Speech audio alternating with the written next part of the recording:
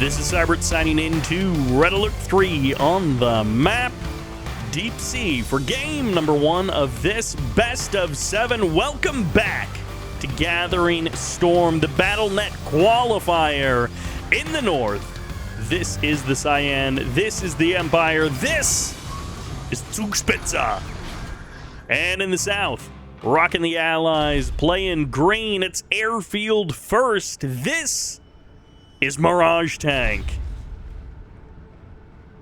As always, a huge shout out to MediaStorm for sponsoring this tournament. Tim over there running the MediaStorm company and also sponsoring some Red Alert 3 just because he loves to see it.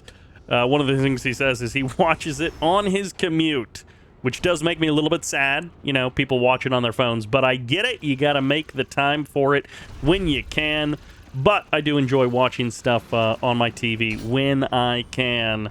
And I know some of you guys out there do watch as well. Enjoy the action on the biggest screen that you've got, because been some not so good games, but there have been a lot of good games throughout this tournament. Now, of course, that is partially because there have just been a ton of games, and here in this video we have 3 more best of 7s. Double airfield. Okay, we saw the cute burst drone trick to knock down the walls. We saw the Imperial Warriors come in to try and do something, but now we've got the double airfield as the choice from MirageTank, and Zugspitze has full knowledge of this. He does not manage to block off the walls there with his Imperial Warrior, so there's no additional damage done to the power plants or anything like that. However, on the other side of the map, it's going to be an Apollo keeping watch over that Empire base. MirageTank knows what his opponent is up to, and he knows that there is not 14 Tengus or something, you know, massing on the other side of the map. He knows that he did go straight up to that tier 2. Then the Striker is out on the field. Imperial Warrior's doing a little bit of damage. This is going to be delaying anything that the Allied player did want planned, but when you go for a double airfield opening, you're not going for a quick third refinery or something like that, and especially not when your opponent is blocking it off. This is not going to be a typical game here on Deep Sea. This is getting a little bit goofy and a little bit silly. Strikers still on the north side of the map. They have not progressed down here to the south. The Empire MCV has progressed down here to the south, but now all of the attacking units have been wiped out. Last couple of bombs fall there, and goodbye to any Empire units that can do damage. We did see a Striker getting sniped on the other side of the map, so there is one less Striker to make this attack worth it, to make this attack happen. I don't know what the plan is from here for Zugspitze. He did not get anything done that he was hoping to. Maybe he thought that he could block some of these walls, snipe a power plant, and do some damage to an airfield, something like that on the south side of the map with those Imperial Warriors, but it just did not happen. Whatever he had plans for, they did not work out. And yes, he does have that tier 2 Mecha Bay. He does still have his MCV. We'll see if he keeps it around. He is kind of pivoting over towards that third base location, so he might actually be trying to transition from this point into a normal game and not just sell off his MCV for the cash boost and try and go even more all in. But it is going to be a bit of an awkward situation from this point forward. There is such a robust air force on the Allied side of the map. He doesn't have a lot of pressure to strike out onto the other side of the map and try and go kill the other guy. As long as these aircraft stay alive, the return on investment continues to be phenomenal. We talk so much about how the Allies are the efficiency faction. Soviets tend to be the more you want lots of economy, you want lots of units, and Empire are perhaps somewhere in the middle. But the Allied player, if they can keep their airfield alive, they do not need massive eco. They do not need a ton of refineries. And I mean, case in point, excuse me, this is the oil derrick capture at 4 minutes and 54 seconds. That is not a typical timing. The third base is reasonably timed considering how action-packed the opening was, and it's very reasonably timed when you consider his opponent's third refinery timing as well. But yeah, that oil derrick take is super late by all metrics. And the airfield has, for the most part, just stuck around. Maybe there have been a couple of units that have gone down, but overall, this airfield, these airfields, these aircraft have just been huge value for the Allied player. Peacekeepers starting to take over the middle of the map. We did also see the command hub being established there out on the water. The potential for a fourth refinery as well. MirageTank looking to get his economy online, and I mean, he might even be able to take it a step further than what the Empire player is doing. Oil derrick plus 4 refineries would definitely be a nice economic advantage. And if he continues playing efficiently, he doesn't even need the superior economy to win the game. Some of the Allied players, they play a little bit defensive. They play with cryocopters, and then the efficiency of that unit combo is what leads them to victory. In this case, no cryocopters, and also not entirely defensive. We do have the point defense drones on the Tengus looking to fight, and another bombing run on this MCV. Not something we typically see just because it takes so many bombs to knock down an MCV. Might even be worth Zugspitze getting an engineer at some point to be able to heal up this MCV nice and quick. Imperial Warrior into the building, and for the current moment, the Empire economy remains unaware that it's being outmatched by the Allied economy by as much as it is, but that extra oil derrick, that extra refinery are going to be adding up.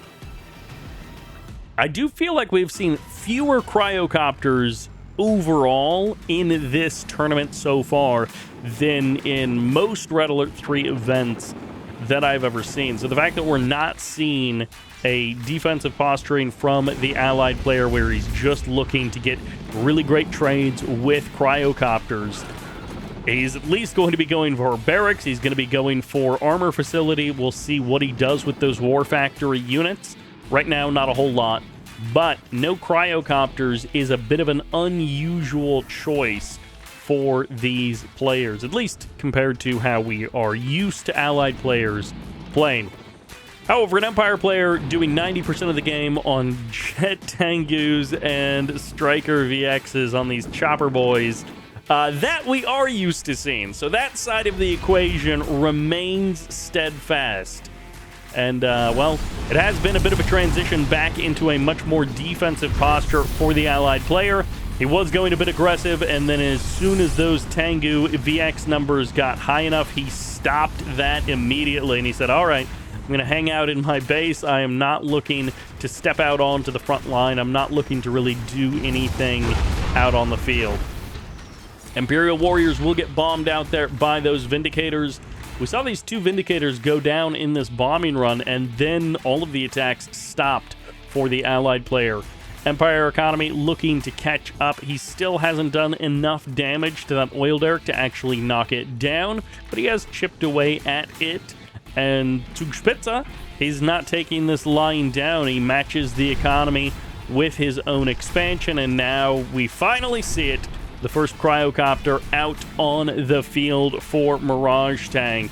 Zugspitze, with these point defense drones, has a decent amount of firepower, but as always, it's so much matters about the angle of the engagement that you're able to find. And we do have a couple of tsunami tanks out on the field as well. Other than those first couple of minutes, not a heavy harass game either. So often we do see the Empire player go for those big or consistent Tengu harassment plays, and we've seen a couple here or there, but really there hasn't been much beyond those first couple of minutes of the game, which was mostly Imperial Warriors anyways, since he did skip the Tengus early on. Economy, little bit of a lead here for MirageTank, and with the 4th refineries online for both players, it will stay that way for the current moment. Don't have to worry about Striker VXs if you're over the water. We'll see if these Apollos can actually keep everything safe. Is he just waiting to get a couple of cryo units out there? Okay, yeah, there are the cryocopters finally heading out over the water, and that's going to be able to shut that down.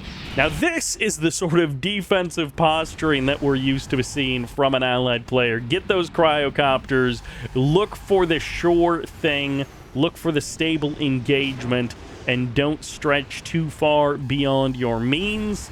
And, well, that's how many allied players do prefer to play. Didn't actually drop the bombs. A little bit of a misclick there as he is worried about this attack going on back at home. Tengu's raining down over top. There's going to be the cryo shot as the answer, but the tsunami tanks get through the front line. They get on top of those jabs, but where's the rest of the reinforcements? They were worried about that cryo blast in the sky. And, well, I'm not actually sure who ended up winning that. Yeah, it felt like that was MirageTank's fight, but the graph confirms it. That army value taking a bit of a dive in MirageTank's favor as those tsunami tanks got a little bit of value back, going for the crush, going for the kill on those javelin soldiers. But that was like $4,000 or maybe even $5,000 worth of tsunami tanks, and he didn't kill $5,000 worth of javelin soldiers. The rest of the army not able to engage. Refinery going down. Oil derrick as well. No, the oil derrick survives with just a bit of HP. Will finally be knocked down. The other units do get it. And he did it again. He did it again. The oil derrick doesn't survive. The refinery does survive. And finally, it would have been hilarious if it defrosted right at the last second there, and then they just did normal damage, which you do see on occasion. The defrosting happening, the unit or the building thaws out, and this is a lot of anti-air here. The combination of strikers on the ground and Tengus in the sky is a lot of firepower for those Apollos to deal with, so MirageTank disengages, and his ground army now going to be moving forward. Jabs have been rebuilt. A couple of peacekeepers here as well. Ground army a bit out of position because they were trying to deal with those Apollos, and now MirageTank pushing forward. Zugspitze freshly applies those point defense drones. He's going to need him to hold off this attack. Peacekeepers getting a couple of shots off against these tank busters, but the tank busters cutting through the IFVs, even getting a Guardian tank as well on the front line. The army is split up a little bit. Maybe this will work out for Zugspitze as he actually gets the surround on MirageTank's army. Comes in from behind. There's the cryocopters with the shrink ray kind of at the last second. I don't know that there were that many crushes that actually came through, so the shrink ray didn't do much at all to help him win that fight. MirageTank, his army crashes down in the last couple of moments there, and that is the equalization of the two armies. Keep in mind that with 6 or 7 or 8 Apollos, I don't know how much that is, that 7 or 8 grand of that army value doesn't really exist for the allied player if everything is on the ground. Now, that being said, let's take a look at the health bars. Okay, they're doing mostly fine. Couple of low health units there for the Empire army. And if the fight is in the sky, this allied army has a lot more firepower. If the fight is on the ground, well, we'll just see how those point defense drones last versus the turrets. Tsunami tanks rushing in. They're the big killers, but they get shrunk down, and that's going to be a cryo blast, forcing this army a little bit further forward. Emperor's Rage will land on the army, and another tank and another turret will be going down. Laser Painter comes online, and the Guardians getting blasted from the skies, but the Tsunamis get eliminated, and the Apollos clear them out. The GG comes down, and Zugspitze falls to pieces. Such a slow and steady build-up throughout that game, and then it all ended in just a few seconds. Zugspitze crashing into that last fight, and he was like, let's go, go, go, and decide this one way or the other. MirageTank gets the first win of the series. And no, your eyes don't deceive you. We're not on the same map, but it does kind of seem like we are. Welcome to Battlebase Beta for Game 2 between Zugspitze and MirageTank.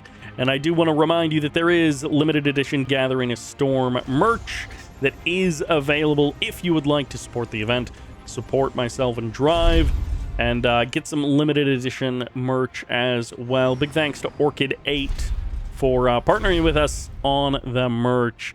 And we have got not the same map, but it does look similar. Not the same opening, but it does look similar. And we'll see how things turn out. Battlebase Beta and Deep Sea in the 1.12.8 community patch. I believe Deep Sea is renamed to Battlebase Epsilon. Not 100% sure about that name, but it's renamed to a Battlebase name. So there's like, I don't know, Alpha, Beta, Delta, and Epsilon. And then, of course, you got like the 4 and 6 player variants as well. But those have different names. Anyways, there's several Battlebase variants in the 1.12.8 community patch. Of course, we are not playing on that for this event. But, you know, did want to mention the name in there just because at some point Deep Sea, I think, was maybe even named, like, Battlebase Beta Twisted or, like, you know, redone. It was a sort of like a Temple Prime Reloaded version of Battlebase Beta. But we do have very similar maps, 2 games in a row, and now we'll see how it turns out. It is going to be a low ground water expansion for the allied player, and we'll see what the sneaky building in the corner is. For now, it's just a power plant. Just a bit of an insurance policy there for Zugspitze. Whether or not he will actually need it, we will see. But it could be that the allied player is like, hey, where's the missing power plant in your base? It seems like you should probably have an extra one.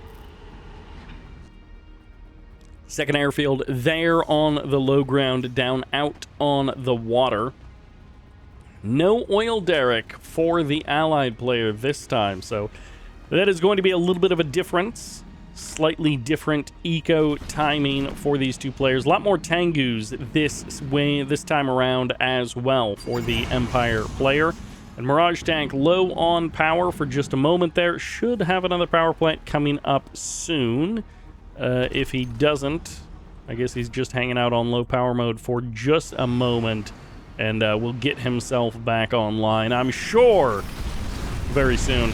1 Vindicator goes down, 1 VX goes down as well. Vindicator's coming back in for another pass, and the chopper, the VX, does manage to turn his guns, his rockets, towards the right target. At first he was firing at the Apollos, and you do want to target down that Vindicator. Did try to, didn't end up getting the kill, so it didn't quite matter after all.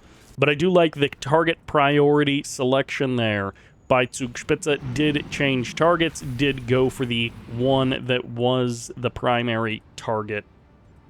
Did actually correctly target what he wanted. 3rd refinery now up and running for MirageTank, so his low power woes are not getting better, but he should be getting a power plant after that. Now that he's got his 3rd refinery online, surely he will be getting the lights on also. Which, I mean, you know, if you're not producing a ton of units, having this low production doesn't matter all that much. But there we go. Power plant finally comes up. And he deployed it somewhere, I guess, there on the high ground. Not really high ground, but there on the land, at least, he does have it. Apollo's getting the scout. MirageTank was fairly consistent with that in the previous game as well. Apollos have such good vision. They have such high radius of vision. So they can see quite a bit of the map very easily just by a couple of flyovers. And they're pretty fast units as well, so it really doesn't take much time.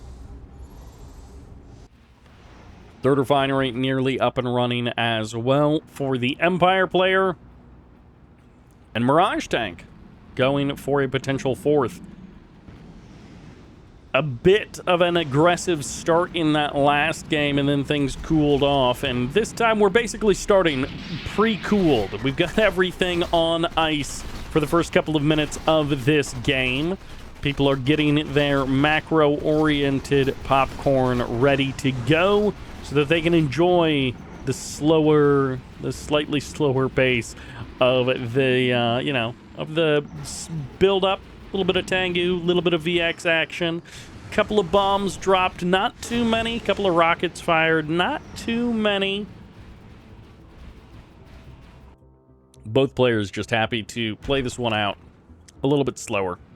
No suicidal, all Tengu, all gas, no brakes kind of builds for Zugspitze, at least not so far. Point defense drones comes in. There's the 4th refinery up and running. And Zugspitze, slightly faster eco in the beginning, part of that being the oil derrick that he got. I think his normal refinery timing would have also been a little bit faster because we did have the airfield first for the allied player as well. So 2 things working in the Empire favor in terms of economy, but now that those early couple of minutes of the game have elapsed, we do have the allied player gaining a bit of an economic advantage, even though he hasn't overtaken the total resources gathered tab. First big fight of the game here near the 7-minute mark as the walls are getting broken down, but no real damage done to the actual primary infrastructure. Harvester being harassed, Vindicators will be able to deal with that Tango without too much trouble, and that's going to be the first airfield going down, and more walls being targeted. He wants to kill off those walls and either just cause annoyance, or because he's assuming that they won't ever be rebuilt, he can come back in and harass a little bit more easily. Tango will end up going down. Harvester does survive. That honorable discharge was not enough to kill off the Harvester, and double airfield over there at the 4th base location does mean there's lots of spots for these aircraft to land. MirageTank. Again, despite the name, I mentioned this in the earlier rounds, big airfield player. Not a lot of tanks, not a lot of Mirage tanks showing up here. Tangu's going to be force firing on that multi-gunner turret, and Imperial Warrior may end up getting frozen by that icy beam, but not too much to worry about there if you're the Empire player. One little cryo shot is not going to end your attack. This Assault Destroyer, though, maybe he can do a bit of a better job. Is there a turret ready to go? Yes, there is. Okay, turret gets deployed with the help of that multi-gunner turret. This Assault Destroyer's black hole armor becomes a lot more powerful, and the Vindicators will be able to help break down that building. I don't know that you need the black hole armor anymore. You can probably convert back over to your gun and actually do some shooting now that you are in this kind of a more stable situation. You don't have a bunch of Tengus on your front line. Tengu's going to engage with the Apollo's transform. Nope, doesn't manage to transform from the Strikers. Will kind of hang out near this base. Ooh, if he finds the angle, he could do some big damage onto this Assault Destroyer. We'll see if he manages to do it. No. And there's going to be the transform onto the high ground. Nice and safe, far away from that Assault Destroyer. Refinery under threat. Big bombing run. Doesn't try to line it up on the Harvester to do the damage on both. Splash damage onto the Harvester, or you attack the Harvester when it's unloading, and you do the splash damage, I guess, rather onto the refinery. And you can damage both targets in one go. Multi-gunner turret also here on the front line. A couple of buildings under the control of Zugspitze, but not too much to worry about. Zugspitze looking to take that 4th refinery as well. He does not have his 3rd anymore, so it is nice to have that additional income out there in the northern section of the map, but he hasn't taken the low ground water expansion. He's instead just been sticking around on the landmass of the battle base, the beta part of the battle base. He's not going out there onto the water. And now we see the reason for trying to knock down these walls, perhaps, is to make it a little bit easier for the infantry to engage. Although I guess if you've got a tank buster, they can knock down walls anyways. The Assault Destroyer coming back in, and I'm not sure where these 3 or 4 random units came from, but it looks like they're going to end up falling as they do get eliminated. Apollo's trying to find the right angle to engage. We'll see. MirageTank, he's got his cryo shot ready to go once again. This time the army is mostly on the same side, so 1 Tengu, 2 Tengus do end up getting frozen down there. Point defense drones will be useful here to help with this fight. Cryocopter taking a lot of damage and doesn't actually end up going down, but the front line has collapsed. Zugspitze doesn't have to commit in here fully into this attack. Two Cryocopters on the front line are making this a bit difficult, and he's going to back off now. We'll see if he's able to strike back quickly. What is this going on here? It looks like a couple of Peacekeepers going to show up, going to help clean up those tank busters. And that Assault Destroyer making the retreat a bit more awkward, a bit more difficult. What are you doing? You are not supposed to be here on the front line. That refinery way out here. It looks like it should be a sudden transport with the fact that it's there on the front line. The Cryocopter goes down, but so does that refinery core. A big mistake there for Zugspitze, and his front line just falls apart. That attack, he didn't throw away his whole army on that attack, and that is good, but now he does need something to deal with these Cryocopters. He does need something to deal with these Assault Destroyers. Third refinery is going to fall for the second time. Chopper VX is not going to be able to stay in the air with the Apollos nearby. Assault Destroyers on the front line, and this is where you want that big infantry army to be able to do that fast damage to the Assault Destroyers. Cryocopters moving in, the black hole armor absorbing everything from the strikers. And the Cryocopters pushing further forward, always in range of the black hole armor. And the GG comes out. Zugspitze drops game number 2, and MirageTank picks up a second victory on the battle bases. And that sends us to Cabana Garden here for game number 3. Zugspitze has not been able to deal with the airfield heavy plays of MirageTank. And once again, we're all hoping to see some actual Mirage tanks. We have seen some pretty aggressive Empire players take this high ground on Cabana Garden specifically, and we do actually see some preemptive walling coming up. I feel like we saw some players almost do this in some previous games, but the walling coming up here from MirageTank, he was expecting something like this, and it is going to be an airfield very quickly. Once again, I didn't actually pay attention to if it was airfield first or not. Burst drone comes in, Jav will get the laser lock, and this barracks will be dealt with. Even the Imperial Warrior going to be thwarted by these walls, and there's going to be the sell-off. Javelin is going to be forced to run away, and he was walling inside of his opponent's walls. That's pretty funny. Nicely done there by MirageTank. Spends like $800 on walls to keep his Javelin soldiers safe. Okay, not actually $800 on walls, but he has spent a fair amount on walls. Each wall segment is, I don't remember, what, $10? And so when you build a big wall like that, it's, I don't know, $200 or something. Anyways, it is something to build these walls, but it is pretty cheap, all things considered. If it keeps you safe from having to rebuild a $2,000 refinery, then yeah, it's definitely a lot cheaper. MirageTank hoping to once again get his win with his famous no MirageTank build. And with lots of walls and not a lot of MirageTanks featuring from MirageTank. And we'll see, is it going to be a lots of Tengus from Zugspitze? The Apollo taking a bit of damage there. Second airfield now up. Walls coming up just in time as well. Once again, these walls always there for MirageTank to help keep his buildings and units safe. Double walls even on this refinery. I don't know if he was expecting the burst drone trick to try and knock down some of these walls, but he did add a whole second round of walls there on the outside. So we will have that to deal with. Another couple of Imperial Warriors getting bombed out there as they try to retreat. And this high ground hasn't amounted to anything just yet from the Empire player. No MCV cell builds thus far either from Zugspitze. So no Mirage tanks from the Allied player, no MCV cells from the Empire player.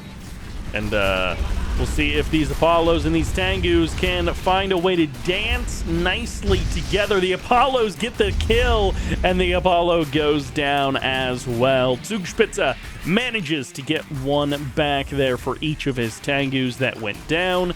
He got a corresponding Apollo knocked down as well.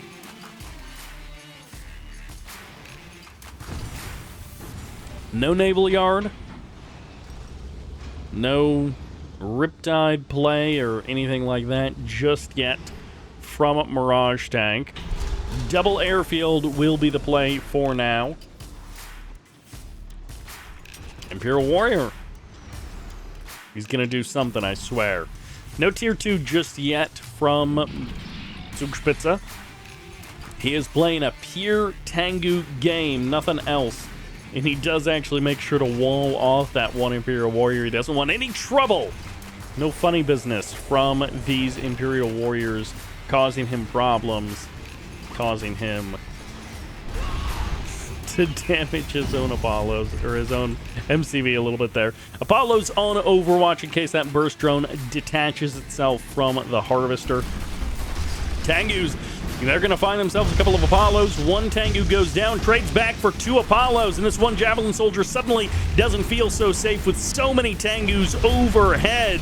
And the Apollos are just going to get camped on here. And now the Javelin Soldier is so far away. Harvester getting harassed. And maybe the play is just mass Tengu here, as the Harvesters will be brought offline. Vindicators can potentially go for the bombing run, but they'll almost certainly trade their lives to do it. So you better make sure those bombs hit their target. Apollo into the sky. Tengu's a little bit slow to attack, but that Vindicator was not moving, just frozen above the airfield there. And there goes the Javelin Soldier as well. GG comes out, and finally Zugspitze puts a point on the board, and it's the best of 7. The battle bases may belong to the Allies, but the garden is where the Empire reigns. Welcome to Industrial Strength for game number 4. In the north, playing the Cyan, rocking the Empire, this is Zugspitze. And in the south, up 2-1 in this series, gets to choose himself Industrial Strength. This is MirageTank. Putting up those walls, baby. This guy, we name him Wall Tank because he just always is building those walls. No walls over here, though, so he's not going the super crazy all-in, let's just hide in the main base kind of a build. Does also manage to grab the oil derrick. Nice and early there. Matching the oil derrick of his opponent. We saw the dog roaming around the map earlier as well. Getting the early eyes on the Empire. And never mind about the walls. He's got more walls coming in. Airfield, nice big main base to work with here. You know, you don't have to wall it all in. Some of the walls are on natural here, and we do have this refinery location being kind of harassed by this barracks being potentially delayed, as the peacekeepers will be cleaned out of the building. The Imperial Warriors happy to trade their lives to make that barracks a little bit more secure. And Zugspitze, he loves his little third refinery delays. He is also worried about the Allied air power, and hey, there's good reason to be worried. Cryocopter does get spotted almost immediately by this Imperial Warrior. So Zugspitze overall, he knows that this is coming. He's got the time to prepare for it. Maybe not as much time and money as he would like, but he did at least have one Defender VX core already out on the field. Does manage to get a second one, and we'll see. This is one of those things that they train for in Empire Ground School. You got to make sure that you know how to deal with the cryo rush and industrial strength because of the cliffs on this map, because of how easy it is to wall off. It is one of those maps that is very well known for its cryo rushes from the allied player. You gotta know how to deal with it, and doesn't make it easy. Doesn't mean it's... Ooh, boy. That Tengu went flying from those Apollo shots as he gets shrunk down, and he would have gotten crushed by the Harvester if he did not get shot by the Apollos. Although now it is being spotted, this MCV being deployed out here towards that third base location. Once again, pretty much perfect scouting, perfect intel by Zugspitze. Lost one Harvester, still had to spend the cash on these 2 Defender VX cores, but MirageTank saw the defense and he was like, all right, I'm going to get my 1 kill and then I'm going to get out of here. Sometimes you see players really try to dance around those early game moments and they try to do as much as they can with that first cryocopter, maybe those first 2 cryocopters, and they want to end the game, like right here, 4 or 5 minute mark, something like that. It seems like MirageTank is like, nah, I got my 1 kill, I'm moving on. I'm going to try and just go for a quote-unquote normal game after this. Potentially going for a third base, looking to kill his opponent's oil derricks. He's already knocked down the one on the south side of the island. Got his multi-gunner turret up as well. I don't know, it's just kind of turning out into a normal game. So his goal, I guess, was to do a little bit of morale damage to Zugspitze and hope that the dent in morale can lead to an eventual victory for the allied player. Double airfield inside of the base, so at the, 5 minute mark, it'll look kind of normal. I guess the only real downside for the Empire player is losing both of the oil derricks, not being able to defend them, and then a slow timing on a third base. These 2 defender cores adding up in cost, delaying that third by that much more. Once again, the scouting is pretty complete. He even saw the timing of that refinery. Zugspitze knows what's up. He has not sold off those defender cores. He is still worried about some kind of an attack in his main base. He does not feel comfortable. I mean, on Battlebase Beta, he drove his refinery core into his opponent's army. So, he's maybe a little bit apprehensive about expanding now. Since he did end up doing that, he doesn't want to lose another refinery core. And he has a decent number of Tengus, but he's only just now sold off 1 of those defenders. He's keeping the second one around for now. And man, these Tengus are just postured so defensively. He is absolutely worried that something is going to pop out of somewhere. But of course, with our perfect vision in the observer's seat, we know that there is no big scary attack that is pushing down the front door. There is no rush across the map. And Zugspitze, when he realizes this, he's like, oh, actually, maybe I can just go out a little bit, do some harassment. We'll see how these Apollos do over top of the airfield. 3 repairs. They're going to trade back with these Tengus. The point defense drones are good, but they don't seem to be good enough. The cryocopter surviving for now. There's the shrink. The army disappears, and Zugspitze steps out onto the other side of the map, and then it just ends. The army gets crushed. I guess Zugspitze wasn't happy with all of his choices there. Tried to make one last big attack work, and boy, did it not work. And that sends us to Epicenter Island for game number 5. Lots of buildings. I think I mentioned this in a previous video, but in 1.12.8, there was some lighting work done to adjust Epicenter Island. So it does look a little bit different here. It is not quite so dark as it is right now. So I think this tournament is the last time, basically, that we will ever see this version of Epicenter Island. After this, the lighting will adjust a little bit, and it'll look a little bit more what you are used to seeing. I think it is still a nighttime map. I don't remember, but I think it's still a nighttime map. It's just not quite as dark as this. And I know a lot of people don't like that, so don't worry. Things are changing. And, it's just this one last event, one last hurrah with the dark Epicenter Island, as we have Zugspitze once again He's going to have to deal with some airfield stuff from this allied player. Javelin soldier inside of these walls. He's got his space to move around. MCV packing up, looking to get out of this walled up life. And I guess he can sew up these walls, and there should be enough room, although no, maybe he hasn't left enough room for another airfield. He'll have to reconfigure his base some other way to be able to get that airfield up and running.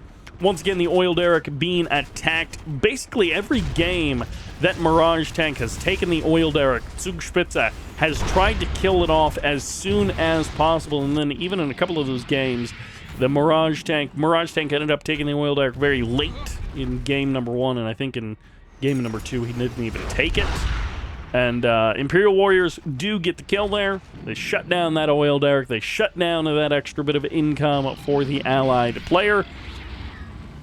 And once again, Tengus, VXs, those are the things we expect to see. For now, it's just the Tengus, no tier 2 for the Mecha Bay just yet. One Tengu goes down, the Apollo gets traded back. Another Tengu may fall. Nope, the Apollo not able to get the kill, and he will have to escape. Gets all the way back to the main base, and the second airfield is up.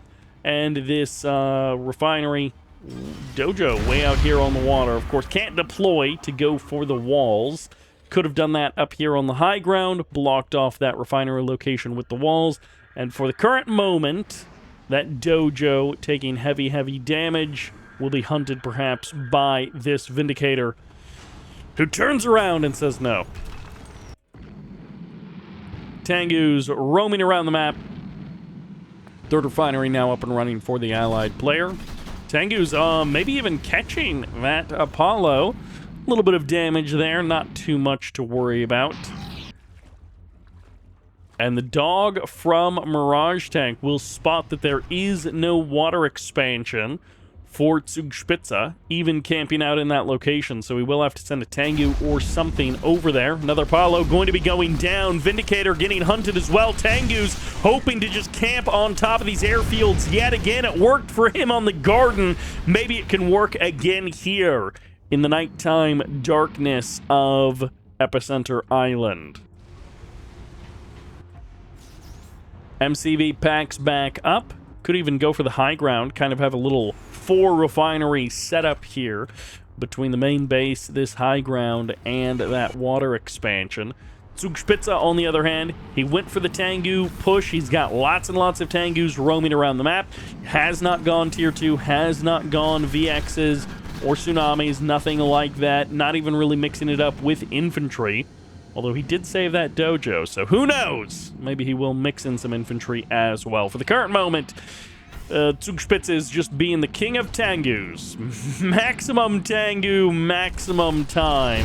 One Tengu tries to go for the harass there, ends up getting torn apart by these Apollos. And the allied player happy to trade Apollos for Tengus as long as you don't lose too many. If you're wasting the Tengu's time, they're not killing harvesters, they're not doing anything proactive, you can trade out those Apollos almost all day using that return to base micro to get them out of danger. Tengu's going to be looking for the engage. Apollo's getting set upon. One down on each side, perhaps there. Although moments ago it was more down on at least the Empire side of the map. The dojo, he got his repairs. He's moving on out. And the MCV is on the high ground, but no third from Zugspitze. He is living on this 2 refinery economy, and we see lots of players, lots of Empire players do that, but it usually means they're going to MCV sell. And then they use that additional cash to try and make something happen. But in this case, it's just like a really delayed third base. Vindicators will be able to get the kill. One Vindicator goes down. Apollo as well, maybe, as the Tengus look for their target. And the air units of the allied player manage to escape. For the most part, they slip back to the main base. A couple of those Apollos may be low on health, but still alive, still kicking. Apollo's now going to be re-engaging. It's a repair drones versus point defense drones, and there's going to be the big transform. The power plant will be the target here, and perhaps some harassment over here on the water as well. A low health Tengu going for the kill, and now the airfield is set upon. This worked again on Crucible Garden, but will it work here on Epicenter Island? He's finally doing the damage that he's been looking for, and Zugspitze needs to make this work because, again, he has not taken a third. He has been behind on economy in a lot of these games, and he needs to get the damage done. Tengu's going to be trading out with the Apollo. What is this multi-gunner turret getting in on the action as well? Javelin Soldier plus the multi-gunner putting big damage into these Tengus. They're over top, and the army of Zugspitze devastated by the last minute of the game here. This Harvester still is healthy. That Tengu ended up not being able to harass for very long, and now the airfield is back up. It's low power mode for a moment there for Zugspitze, but I don't think killing off that power plant really did anything. This multi-gunner turret got so many free shots as well against those Tengus. Zugspitze just has not found the angle on the engagement that he's looking for, and so many Tengus went down in that last fight. This third so late. It is finally up and running. It is finally getting online. And of course, the cryo shot from earlier sniping one of the harvesters. This one won't snipe the harvester, does just delay the harvesting for a couple of seconds. Not a big deal in a normal game. But in this game, it does feel like every little bit hurts the Empire player that much more. He does have his oil derrick that has been ticking away for him, so at the very least he's got that over his opponent. But it's 4 refineries to 3. It is 5 harvesters, but this guy doesn't really count. And the Apollos, they've been trimmed down a couple of times. A couple of Vindicators have gone down, but it feels like far, far more Tengus have gone down than the others. Point defense drones versus no repairs. The Apollo's still shredding these Tengus. So many Tengus going down one after the other. And the Apollos will take a lot of damage as well. But real quick, what did that look like? Okay, that was a bit more of an even trade, but it's still MirageTank favored overall. And a couple of Apollos going down there. You can see the army value kind of crashing, and then the Apollos actually started getting their kills, and the Tengus just died. Command hub is here. Next refinery can come online whenever he wants. Looks like it's about 3/4 of the way done. So it is going to be 5 refineries versus 3 in a moment. He does have the oil derrick, but we are stretching for a silver lining if we're calling an oil derrick a silver lining versus 5 refinery allied player. Zugspitze just has not been able to get the harassment done that we expect to see from an Empire player. We expect to see more consistent Tengu harass. It hasn't worked out, and now with the Emperor's Rage, he will surely be able to deal with these Apollos. Still going to be losing a number of Tengus here, even with point defense drones. It just feels like these Apollos are unkillable. They finally go down. There's no Vindicator here on the front line to get the bombs off against that Harvester, so even though the refinery freezes, even though the Harvester freezes, the Vindicator was too scared to go against all of these Tengus that finally, at the 10.5 minute mark nearly, have killed off the Apollos. And even in that, he only briefly overtook the army value tab for just a moment there as he cleared out basically every Apollo on the map. Now Vindicator will end up going down, but how many Tengus will be traded back for it? These Apollos just never die. The numbers are unmatched. Oopsie. Those Tengus just do not like staying alive. They can't manage to stick around. Those Tengus, they just do not want to fight for the Empire. Or maybe they do want to fight for the Empire, and that's their problem. They want to fight for the Empire too much. The Emperor demands their life, and they are happy to give it. Those Tengus just not doing as much as we expect. I feel like Tengus normally have 25% more HP, but the Apollo numbers are just too many. 6, 7 Apollos in like every single one of these engagements. And even with the point defense drones, with the Emperor's Rage, even with the numbers advantage, the Tengus are just not in good enough numbers versus these Apollos. Cryocopter crossing the map. A new era of terror for the Empire player is about to be upon him. Cryocopter is here. Second Cryocopter is about to be here, and the new era is upon us. Cryocopter taking some bit of damage here. Cryo Blast going to be coming in. Cryocopter does end up going down. Second one will eventually die. Vindicators, I think, have already... Okay, there's the Vindicator who's actually going to get the kill. And that's Tier 2 Mecha Bay dead on the ground. And there's the GG, an unfortunate series here from Zugspitze. Big expectations for this guy, and he did not manage to do it. MirageTank comes through with a 4-1 victory. I've never seen MirageTank before this event, so very exciting for him to defeat Zugspitze and advance into the finals of the qualifier, and that means he is the first player qualified into playoffs. We don't know if he's first seed or second seed, but he is now guaranteed to be either the first or the second seed. And I'll talk more about that in the next series. And that will take us to Deep Sea for our next best of 7 game number 1, featuring in the north the Purple Soviet. He's been bashing his way through almost everybody. This is Harlen. Excited to see him in this match, but also excited to see this guy down here in the south locking in random pretty much across the board in this tournament, ending up as Cyan Empire, which does make him look like a previous player. This is DDF, also sometimes known as Deep Dark Fantasy, who we used to see all the time versus Demon. Haven't seen him in as much recently, but, you know, get to see him here in this tournament, and we'll see how he goes. Now, I did mention I was going to explain how the qualification setup works.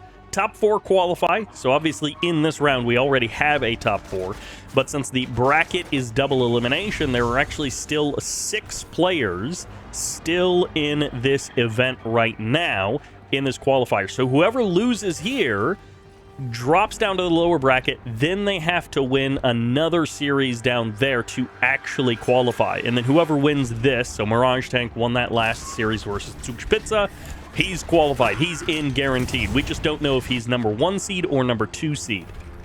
Zugspitze isn't out. He's lost once. He's down there in the lower bracket. He can still qualify, but he has to play another match. He has to win another match to be able to qualify.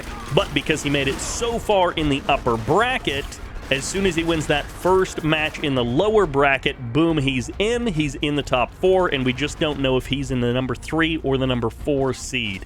Same thing goes for Harlen DDF. One of these guys will win. They'll go off versus MirageTank, and we will see that series next.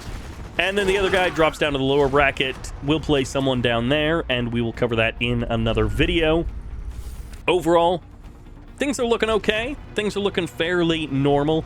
Super late Mecha Bay here for DDF. A little bit of fighting over the middle of the island, and we do have a decent number of tank busters here as well for DDF. Harlen is going to be going for a faster war factory, delayed his second refinery, I believe, and then he went for the super reactor as well, all before that third refinery. So he's looking to try and delay this push by a couple of more seconds. He's got 1 hammer tank out on the field. and of course a couple of sickles. I don't think we've seen any terror drones roaming around the map. Maybe there was one way down there. Sickles going in, trying to make some space for the bears. The bears don't get cut down by the Imperial Warriors. At least one of the bears did survive, a second bear as well, which means these tank busters are now useless. They need someone to bail them out of this situation so that they can not just die the way that they are right now. Unfortunate for him. And it looks like the MCV is going to be sold off. Engineer maybe got sniped there. Terror drone will eventually be cleaned up by these Tengus, and it looks like it is the classic MCV sell from the Empire player. Tengu, perhaps all in spam. I don't think he got tier 2 on his Mecha Bay. No, he didn't. Most of the time, you don't upgrade to that tier 2 after this point, but some players do. They manage to sneak it out, and if we end up going on really long, we end up going really weird, then we will even have an MCV rebuild from the Empire player, but it's more likely to end the game before that happens. Third refinery has not been started yet, although we do see the walls being positioned there. Engineer trying to make the long and treacherous journey towards his opponent's oil derrick. We do have a couple of bears here. Tank busters on the front line. Tengus here to body block for those tank busters. Terror drone does manage to get the stasis. We'll be able to lock down. A little bit of harassment happening up there in the north. MCV coming in. This is also buying a little bit of time for that engineer to get into that oil derrick. Engineer so close on the time, and he gets in! That was so incredibly close to turning out very, very bad for the Empire player. DDF does manage to grab the oil derrick, and the rest of his army pretty much gets torn apart by Harlen, and the harassment did get shut down. The hammer tank gets the kill. The harvester back to work. Third base delayed by another minute or so. Oil derrick stolen, and both players playing with a pretty limited economy on only 2 refineries, trying to produce Tengus, trying to produce other units as well, and this did buy enough time for the tier 2. So this is not an all-in Tengu spam, which I feel like we see a lot more from an Empire player. If they're going for the MCV sell, they are going pure Tengu. And in this case, no, DDF is going to be mixing it up. He does have just one striker. Engineer now coming back out. That Chopper VX getting blasted by the Bullfrog. GG comes down. No army to fight with, and so DDF will tap out of game number 1, and Harlen puts his first point on the board. And that'll send us to Temple Prime Reloaded for our game number 2. DDF is sticking with his random ways, and so we're ending up on a Soviet mirror. Cyan versus blue. Double Soviet, double trouble for these two players. Bear versus bear in the opening. And as I always mention, this is one of those maps, this is the only map that has lots and lots of refineries. I think 7 refineries per player. Tons of cash is available, and you do have, quite close to your main base, a double expansion up here in the north. So getting your 4 refineries is fairly easy, a lot easier on this map than it is on some other maps as well. Slight variation in the builds here. DDF going for the faster war factory, so his first terror drone, his first sickle. I don't think he's going for a bullfrog, but his first terror drone and sickle will be out a little bit sooner. Roars coming off from the bears, trying to shut each other down. Conscript doesn't get any shots off against that terror drone, and 2 conscripts do end up falling. Some very early scouting wins here for DDF. Harlen doesn't go straight into the super reactor either, so he is going for the second reactor, and meanwhile DDF skips the second reactor. He saves that little bit of extra cash there, and he will just go for the somewhat faster MCV move, but he's going to be on low power mode that whole time. So instead of getting that second reactor, he saves a couple of dollars, and he does get his MCV moving a bit faster. Oil derrick does get grabbed. Flea jump from the sickle, a little bit too slow from Harlen to stop that. So that's 2 games in a row DDF has managed to steal his opponent's oil derrick. Didn't work out for him in the last game. We'll see if it ends up being a bigger deal here in this one. Double oil derrick there before the 2.5 minute mark is a nice bit of economic advantage over his opponent. But again, we'll see if it actually makes a difference. Perfect placement there. The two Terror drones stasis each other. But if you're Harlen, you're much happier with that than having your Harvester get infected. So perfectly happy to trade the stasis there for those 2 units. Sickles jumping into a somewhat disadvantaged fight. I guess they do have the health advantage, even though the numbers advantage was very slightly on Harlen's side with that building there. Refinery does end up getting canceled, so the early moves towards the 3rd refinery did end up getting delayed, and I don't think that was enough time for that oil derrick capture to be worth it. Harlen did have to spend the extra cash on the barracks as well, though, so, you know, maybe it does end up being slightly worth it for DDF, but not much. Terror drones get some infects. Sickle gonna jump away. The other Sickle did not manage to follow, and now he is infected, so he is guaranteed to die. I don't think there's a crusher crane or anything nearby that can save him in this moment. Sickle will be able to, will potentially chase. Okay, no, the Terror drone does manage to escape, and actually spotting this MCV cell is a big notice there.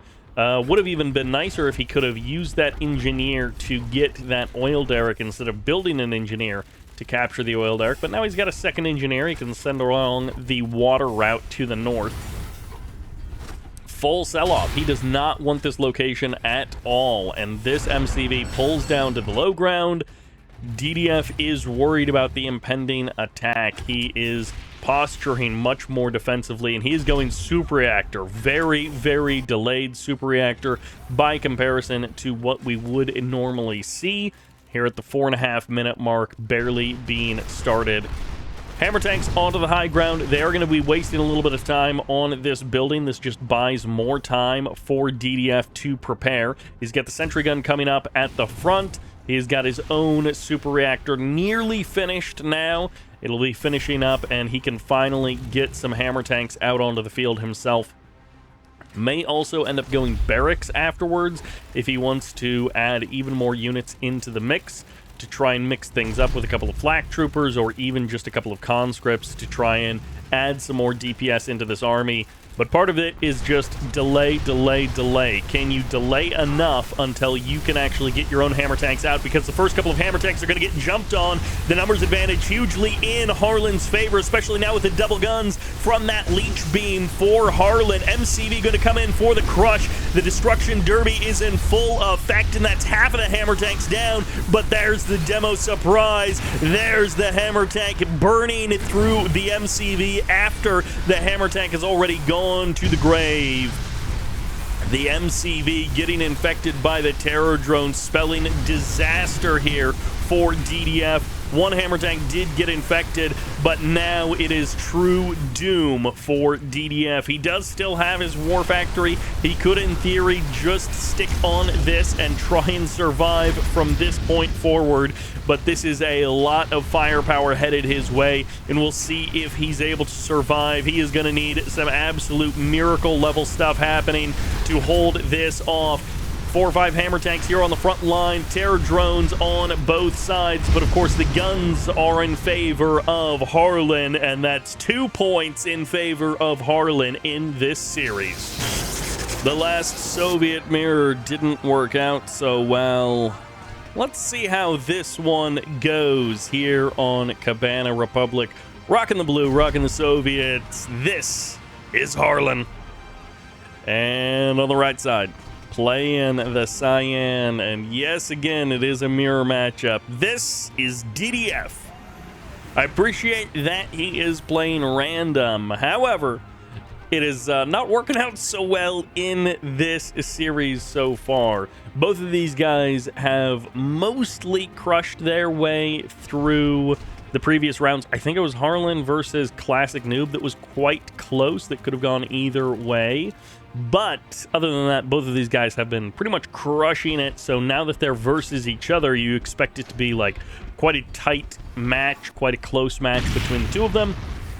But because DDF is playing random, you know, there's a little bit of variability there because of that. However, you know, sometimes even when 2 players that you think, or 2 teams that you think should be a very close match, should be very Competitive, sometimes it just does not turn out, and so far, it is not turning out for DDF. This guy plays well, is a fantastic Red Alert 3 player, but not so much in these last 2 games. That Empire game and that Soviet match just not going well for him. MCV Cell on one hand, MCV Cell on the other hand, and DDF was not able to win with the MCV Cell, and he was not able to defend against the MCV Cell. Losing on both fronts there. Harlen, on the other hand, we'll see if his luck continues. He is playing very well throughout this tournament, but it is not over yet. And of course, Sickles moving forward here onto the front line. MCV's up to that high ground 3rd refinery location for both players. They're starting to get those online as the middle of the map will fall under DDF's control somewhat momentarily here. We'll see if he actually decides to hold on to it for very much longer. And a barracks may be deployed up here on the high ground as well. Engineer has not captured that oil derrick yet for Harlen, so a bit unfortunate on that timing. And on the other hand, the refineries are close enough in timing that it ordinarily wouldn't make much of a difference, but of course DDF having that oil derrick advantage gives him a little bit of an edge. MCVs up there on the high ground could be pointed towards this double expansion in the north, and maybe we'll see that both players fight over that a little bit, or maybe they'll abandon the high ground and they'll head back down to the low ground and look for the water expansion in the south as their 4th refinery location. Terror drones cycling around the map. Bear Scout denied way down there in the south from DDF. You saw his terror drone go for the kill there on that bear. Airfield is up and on the way at least for Harlen. Hammer tank moving through the middle of the map. Couple of Sickles going to be looking for the harass up here in the north. Hammer tank and a terror drone moving together for the defense. Okay, Sickles are going to back off. They can just jump up to the high ground if they want. If they want the somewhat shorter path. We'll see what they decide to do. Terror drone going to try and stasis these units one at a time.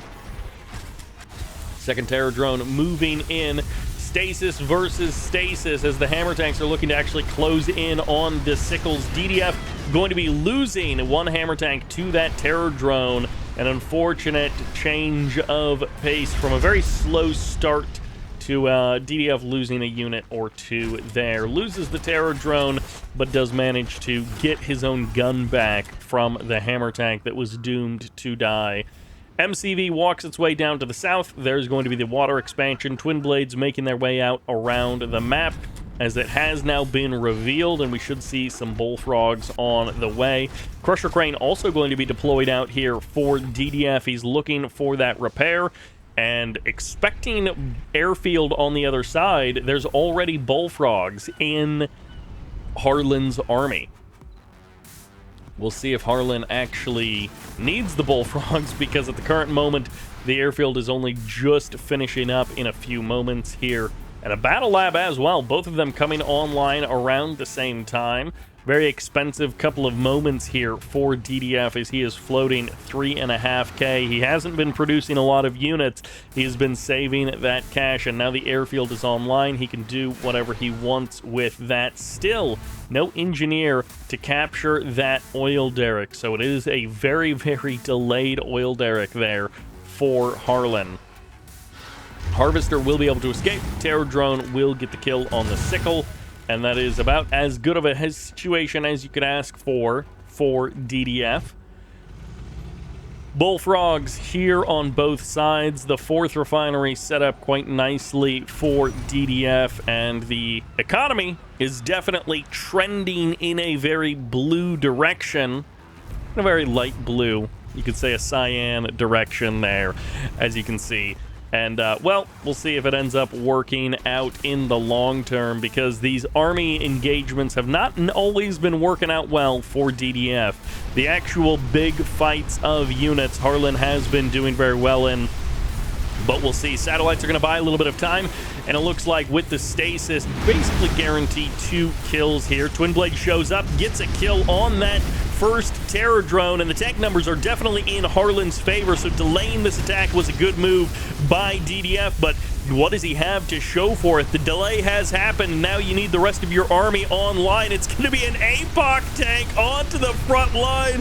That's what he was delaying for, but was it actually worth it, as Harlen has pressed down the front door, and he is slowly working his way through his opponent's units. Even a Dreadnought showing up. These tanks may not be able to easily fight against the APOC tank, but at the current moment, they're just trying to run right past him with the help of those terror drones. They're hoping to just burst through the front door and kill everything else, but now there's 3 APOC tanks out. They actually have pretty good coverage of the front, middle, and back line of this army. Twin Blades to deal with everything else, and okay, it actually did work out. DDF looked like he was about to be falling apart there, and it looks like, well, unfortunately, the Dreadnought won't get some big damage done, but everything else has worked out okay for DDF. He actually bought enough time to pull that out. Battle Lab into the APOCs, arriving just in time at the front line, and a second Dreadnought could even be produced at a later time to open up another artillery window for Harlen to have to deal with. Twin Blades, they do okay versus APOC tanks. They don't have high enough DPS to really kill APOC tanks quickly, but they do at least deal with APOC tanks eventually. And Natasha even out on the field, making her way around the battle. Another Bullfrog going to get jumped on. Harlen able to trim some of these Bullfrog numbers a little bit here. Hammer Tanks also looking to get an additional kill on one of these Bullfrogs. Gets the Terror Drone as well after the fact. Final Bullfrog from DDF will finally get crushed as another gets sniped right as it gets produced. The stasis coming in there, and the Twin Blades are the true heroes of the battlefield for Harlen. DDF splitting up his army, trying to go for his own bit of harassment and grind down his opponent's base at the same time.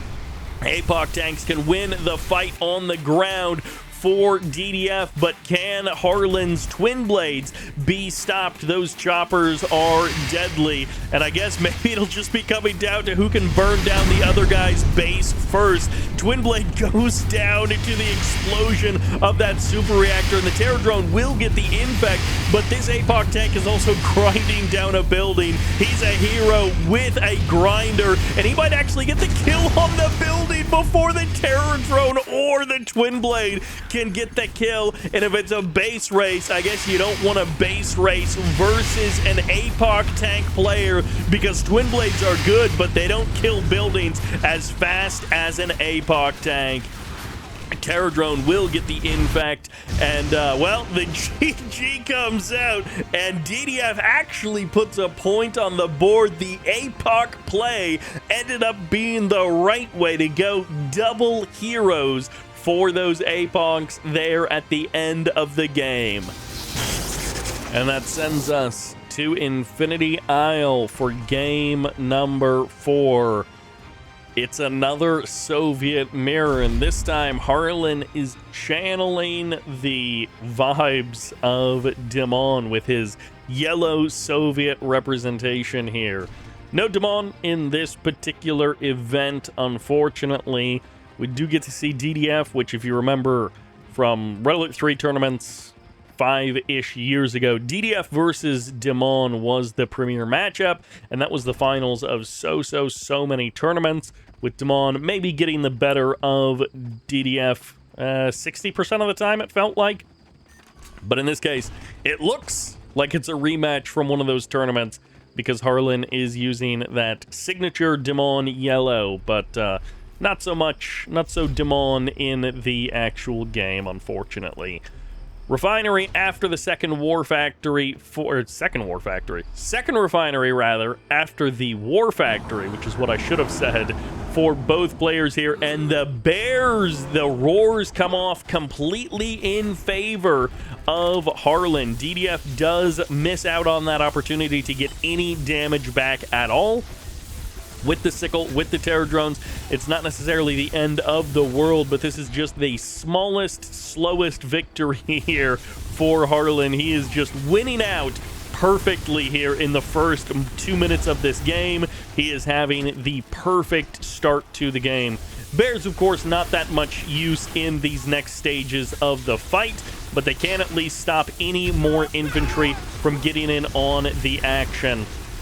Terror drone getting stasis there, and now DDF actually has some sickles to fight back with, now that he can actually move them around and he's not just getting them constantly stasis. So the first 2 minutes went perfectly for Harlen, but the last 30 seconds have gone basically perfectly for DDF, and all things considered, how he handled that pressure almost could not have gone better. He lost some health on some of his units, but the terror drone stasis exchanges went perfectly for DDF.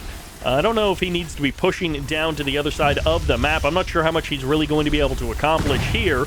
We'll see. Maybe he is able to get something. Well, he did just get at least one sickle fresh out of the gate. He's keeping up the pressure as well. More and more units streaming across the map. He is not giving this up. Bears trying to get in the way and cause some problems. They're not really doing anything. They're just trying to be annoying. And the stasis will lock down this sickle right as it comes out, and I guess he's just going to keep up the pressure. The stasis juggling is working out well enough, and that's a double kill on the terror drones. DDF keeps up the pressure. He actually got more than just a little bit done there. I didn't think he was going to be able to get that much done, but he kept up the pressure, and that terror drone juggling was perfect. Harlen did not want to play that one out anymore, and DDF puts his second point on the board. And now it sends us to Battlebase Beta in the north, playing the Red Soviets. This is Harlen. Up 2 games, and now he just lost the last 2 to the Cyan allies in the south. This is DDF. Finally, we do get to see all 3 matchups. It may have taken us 5 games to get there. Empire in the first game, and then a run of Soviet matches, and now we finally get our allies versus Soviet matchup here in game number 5. Battlebase Beta, classic map, something that both of these players are going to be super familiar with. It has been around since the early days, at least around since release. And at the very least, these guys are going to be super familiar with this matchup on this map. They both played this just an absolute ton of times. Flak Cannon does finish up. He doesn't do the old trick where you freeze it at 99% and then you wait until you have a bullfrog, or you get one bullfrog out and then you hope that you can cancel it before you need it. Second bullfrog comes out, and there's going to be the sell-off of that flak cannon. So all things looking fine here. The safety flak cannon has been sold off there by Harlen. Bear comes through for the scout, sees everything that DDF is doing, and a second bear is there to kind of block off that third refinery location, spot the timing, make sure that there aren't any problems.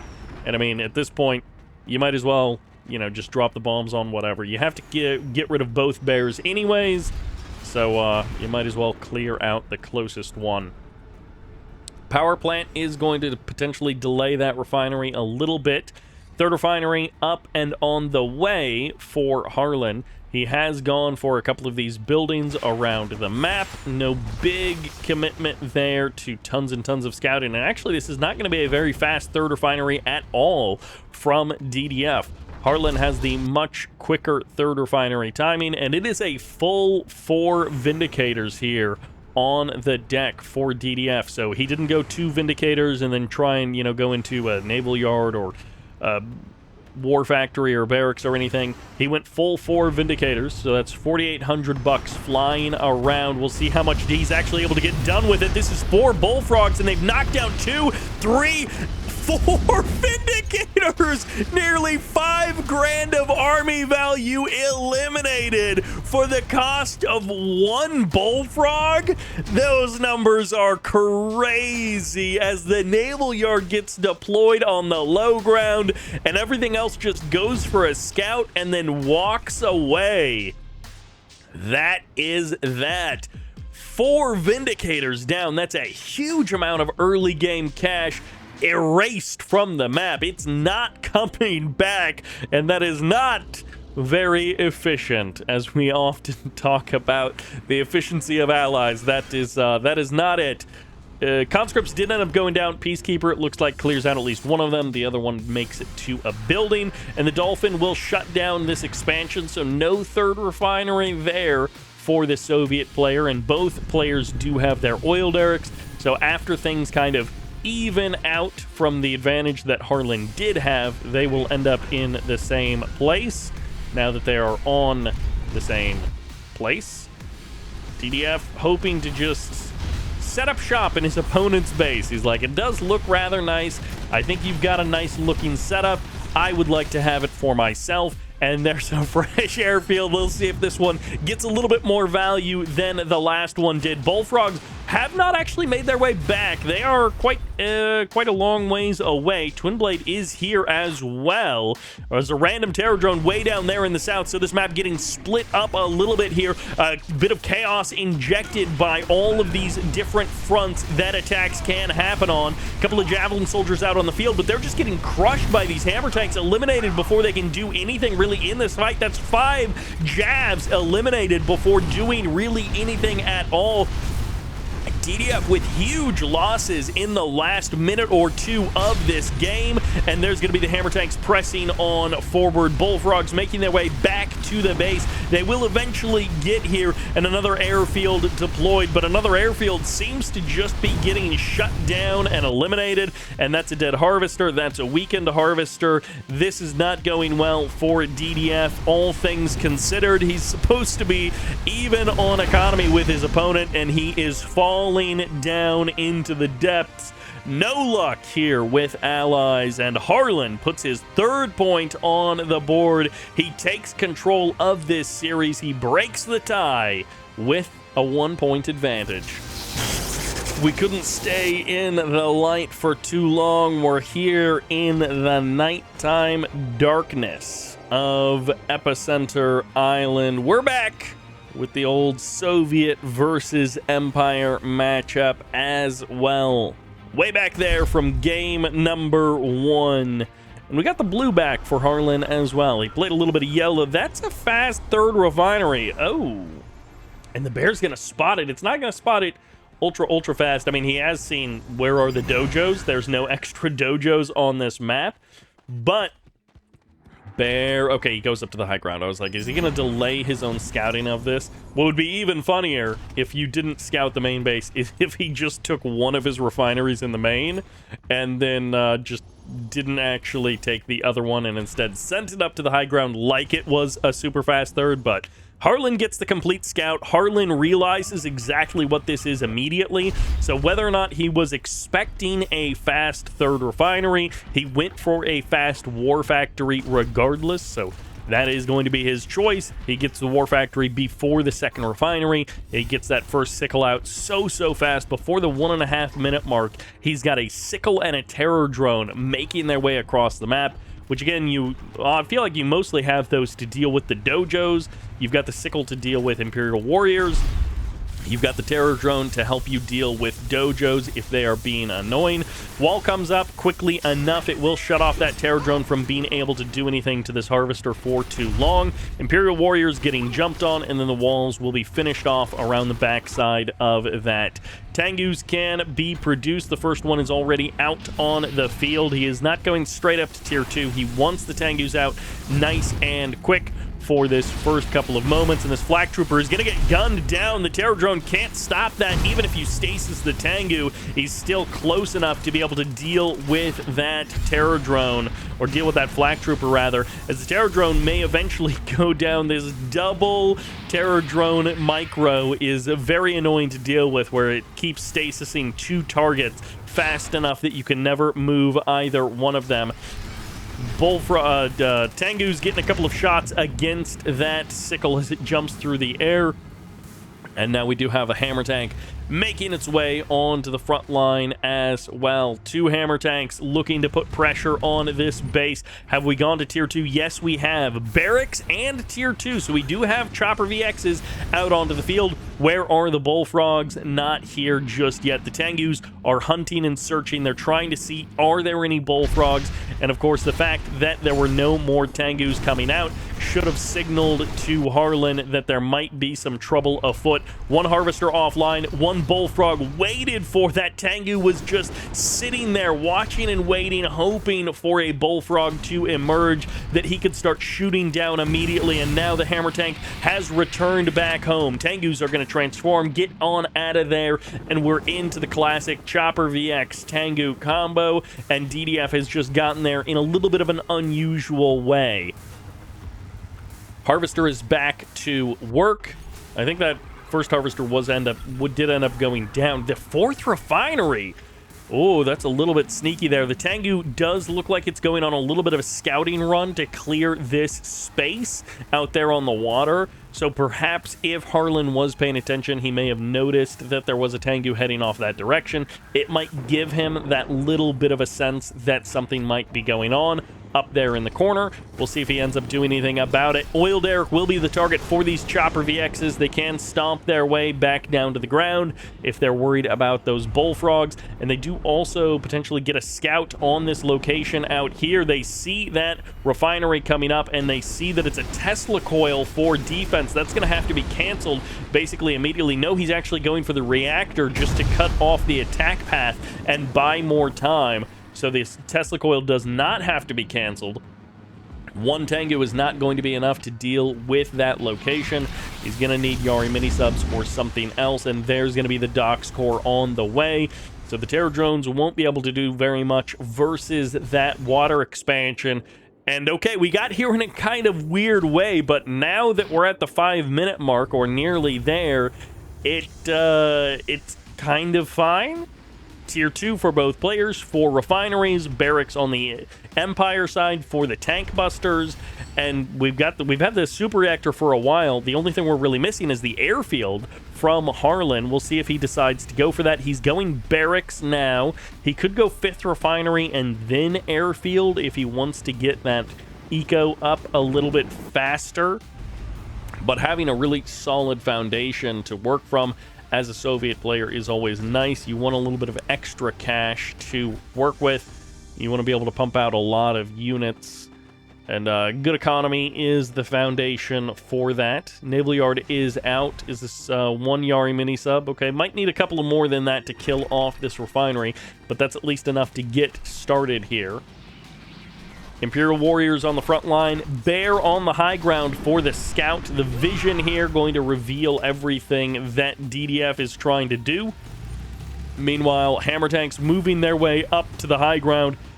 3 bullfrogs are in support, so Tengus might be able to just run past the front line and get on to those bullfrogs, so then the chopper VXs can deal with the hammers.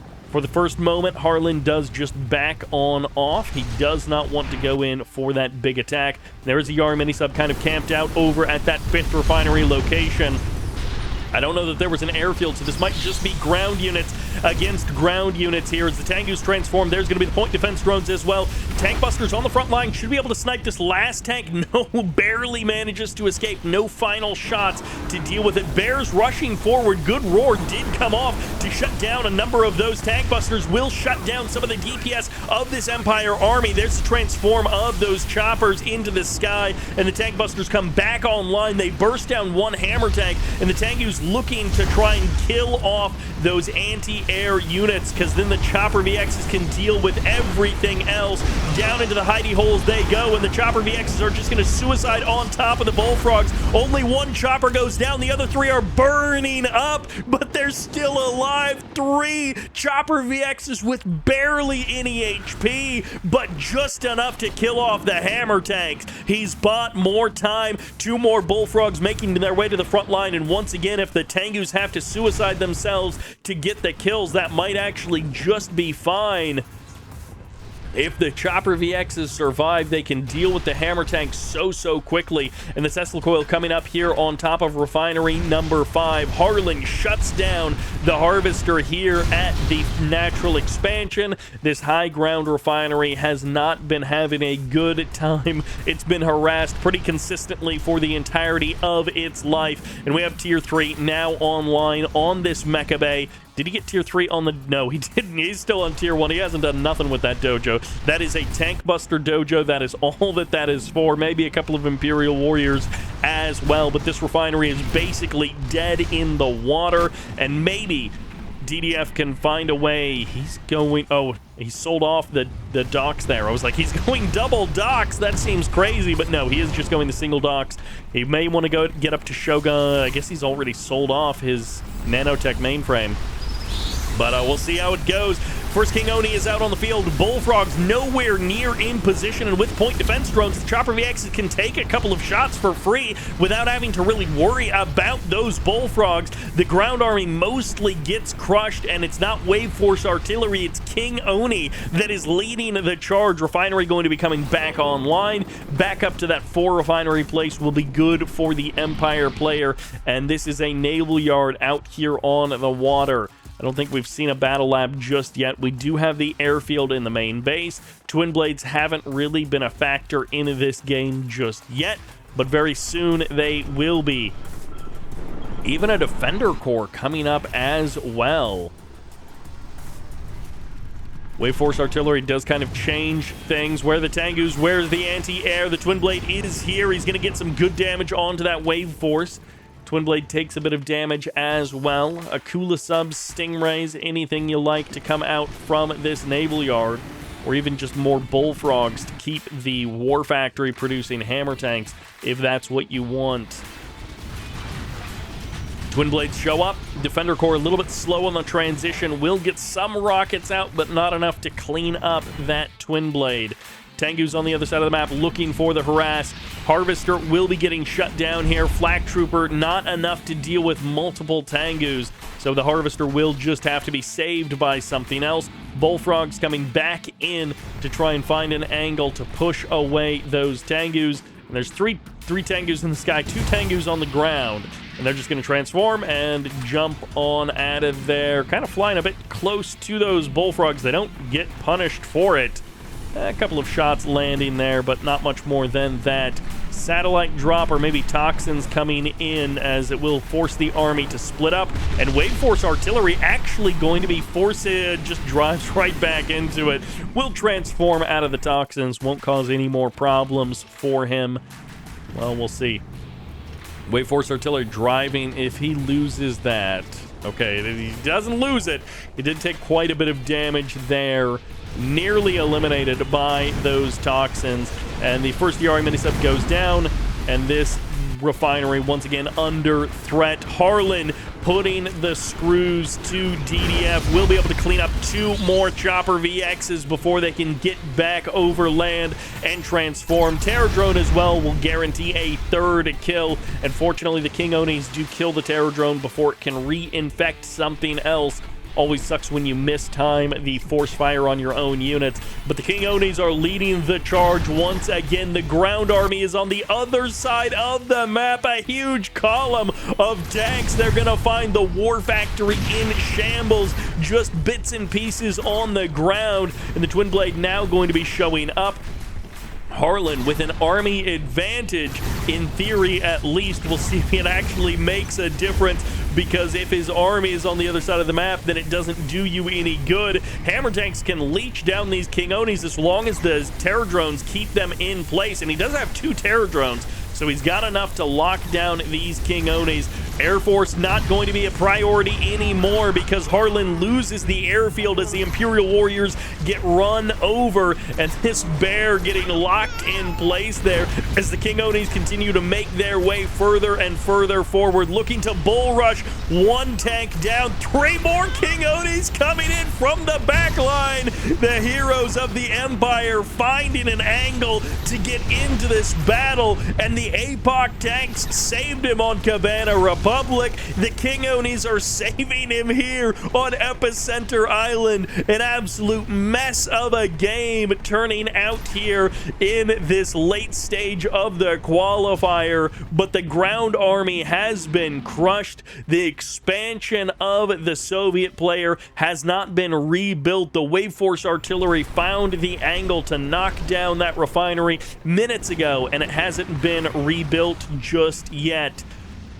Refineries on both sides taking a bit of a beating. 2 more Tengus going down, and both players with their armies so spread out, walking in different directions all around the map. Harlen with 6 grand in the bank nearly, as he lost basically all of his major production facilities.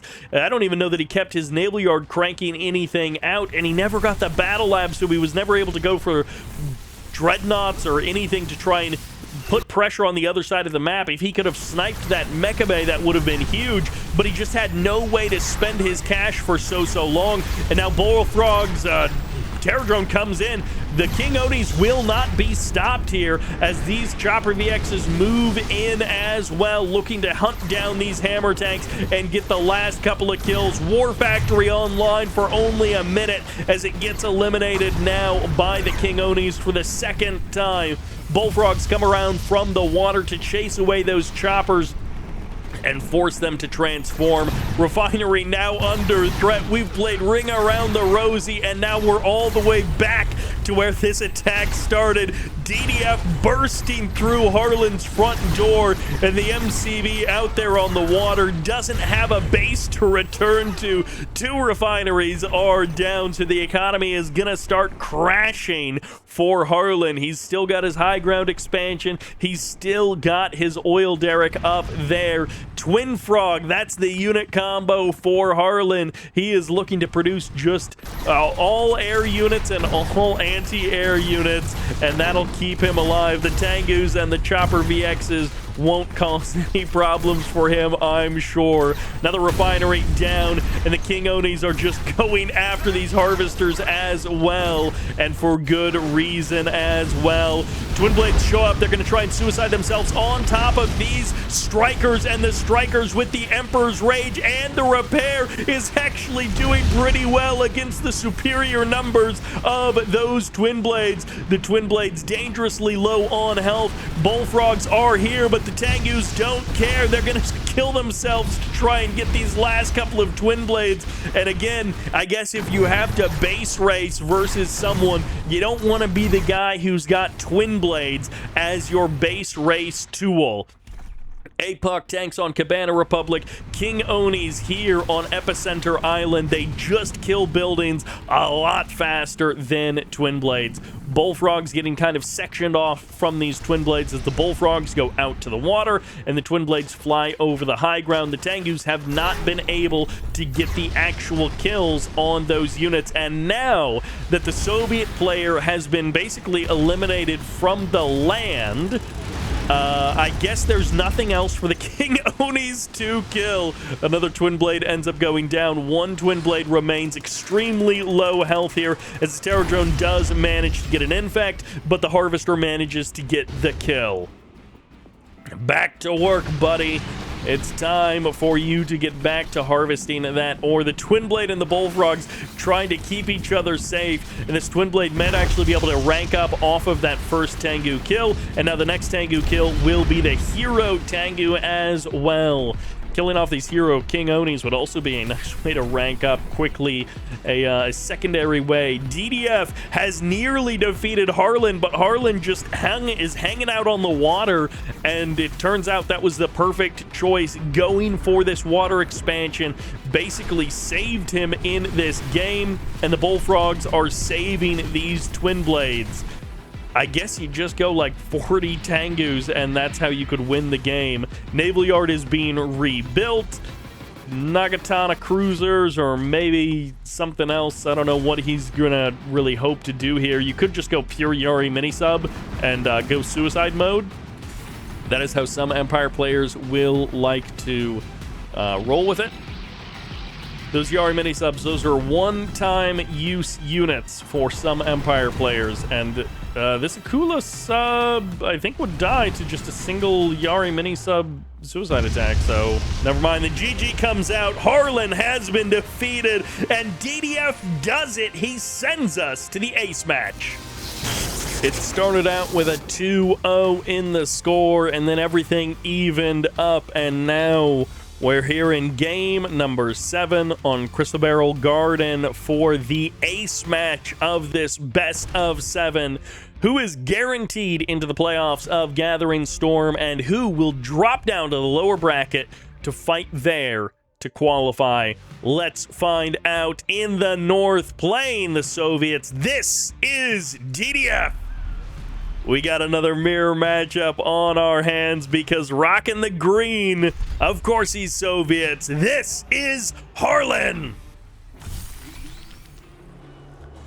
Harlen has been representing Soviets all throughout this match, and for much of the last couple of years of Red Alert 3 competitive history, he has been double cashback from both players.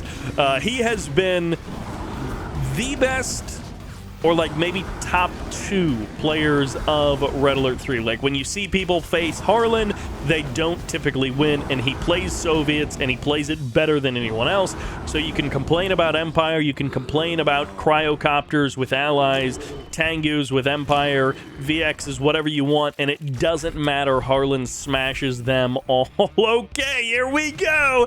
MCV Cell in game number 7. Would he be doing this if it was like top 2 qualify and it was single elim? I don't know, but DDF here, if he loses this game, he drops down to the lower bracket. He still has to win a series down there to be able to make it into the top 8 of Gathering Storm. He does not qualify with this series alone, well, if he loses. And it's going to be an MCV cell from Harlen as well, so I guess no matter what, it's going to be a quick one for game number 7, and it is only one refinery as well from DDF. Harlen, on the other hand, he did go 2 refineries, but of course no oil derrick. Cashback bonus was grabbed by DDF for both of those oil derricks. First, Terror Drone does manage to get the infect on one of the sickles, and the numbers are looking good for DDF. Harlen, is he just going to fall apart here? The Terror Drone doesn't kill the sickle fast enough. Finally, he gets the kill, and he gets the... No, he doesn't get the infect. He almost got the next sickle in the line, but he didn't actually manage to get it, and now the numbers have turned onto the Harlen side. DDF, he's down a little bit in income, so he does want to be careful with his units. Bear goes to the other side of the map. He wants to get a full scout and a confirmation on what DDF has. DDF now with 5 sickles on the high ground, making his way down to the low ground. Defender's advantage means that the sickles arrive a lot more quickly here, but this is a very low health sickle that gets targeted down on both sides. Terror Drone gets eliminated, so now neither side has a Terror Drone, but it's going to be 4 versus 2 for a brief moment there as the sickles look to re-engage. 4 versus 3, and there's the flea jumps at the last second, but the numbers are now swapping back and forth as the sickles tear each other apart. Reinforcements coming in, trying to find the angle, and the gambit on the other side of the map is going to be the Terror Drone infecting that Harvester. The shutdown of the eco of DDF. He has a real clock that he has to work with here, and his sickles have so far to walk to be able to get to the other side of the map. Harvester down below half HP, and the Harvester on the other side of the map is just buying time. That Terror Drone is not going to be doing anything, but he sells off. Harlen actually sells off. The oil derricks can't be infected for DDF, so he always has that as his backstop, and killing off one of these refineries is a huge win for DDF. The numbers advantage now just grows larger for DDF. It's 3 against 1, and the sickle going to be jumping away to try and delay this as long as possible. Low power mode for DDF, but I guess who even cares? As long as you get the win, it doesn't matter how long it took your units to build. The Ore Collector on the other side of the map is just a locked up cage for that terror drone, and Harlen smashes everyone, but he doesn't smash DDF. DDF advances into the finals of the qualifiers and guarantees his spot in playoffs. Will he be the first seed or the second seed? Let's find out. And we're back on Deep Sea for game 1 of the seeding match. Both of these players are into the playoffs, but who will they face? Who's the number 1 and who's the number 2? That's what we're here to decide. In the north, playing the green allies, this is MirageTank, coming through with his pretty decisive victory versus Zugspitze. Meanwhile, on the south side, narrowly making it through versus Harlen. Those mirror matchups are tough. Let's see how he does versus an allied specialist. This is DDF. DDF versus MirageTank for the first and second seed. So neither one of these players gets eliminated. Neither one of these players... Nothing bad happens here. You're both in, you're both qualified. This is literally just to eliminate the need for like random draws to decide who faces who in the playoffs. So this is a very low stakes way to end this video, but we do have to have the seeding matches to decide who versus who in the playoffs. And if you don't know how that works, it's basically number 1 of one server versus number 4 of another server. And then they're seeded in such a way so that number 1 and number 2 from the same server end up on opposite sides of the bracket. And you can do that a little bit with just like a couple of random draws as well. But random draws, I feel like, always produce the opportunity for people to complain even more. So, random draws can feel random, hence the name. And so to eliminate that, we just have the players play a seeding match to decide who's number 1, who's number 2. And then, of course, the rules for who plays against who are all set before the before the tournament actually starts. So, we will kind of know who the matchups are based on the seeding. But as I said, both players are into the qualifiers. They both essentially guaranteed themselves at least $50 of the prize pool, because if they lose this series and then they lose in the playoffs as well, they still get $50 here. But we get to see who actually is the best of these two. Is it going to be DDF playing random? Is it going to be MirageTank? And MirageTank able to knock down Zugspitze pretty handily. So I'm excited to see. I've never seen MirageTank versus DDF. I've seen Harlen, Zugspitze, DDF all throughout the years. Greater and lesser extent. I've seen more of Zugspitze and DDF than I have of Harlen, but I've seen a decent amount of Harlen over the last couple of years, and now MirageTank is a new player, at least to me, and we get to see how he does against Zugspitze. He wins, how he does against DDF, and maybe even how he does versus Harlen if we end up getting down to the lower bracket. And we'll see, or in the playoffs, we'll see if they face each other there or not.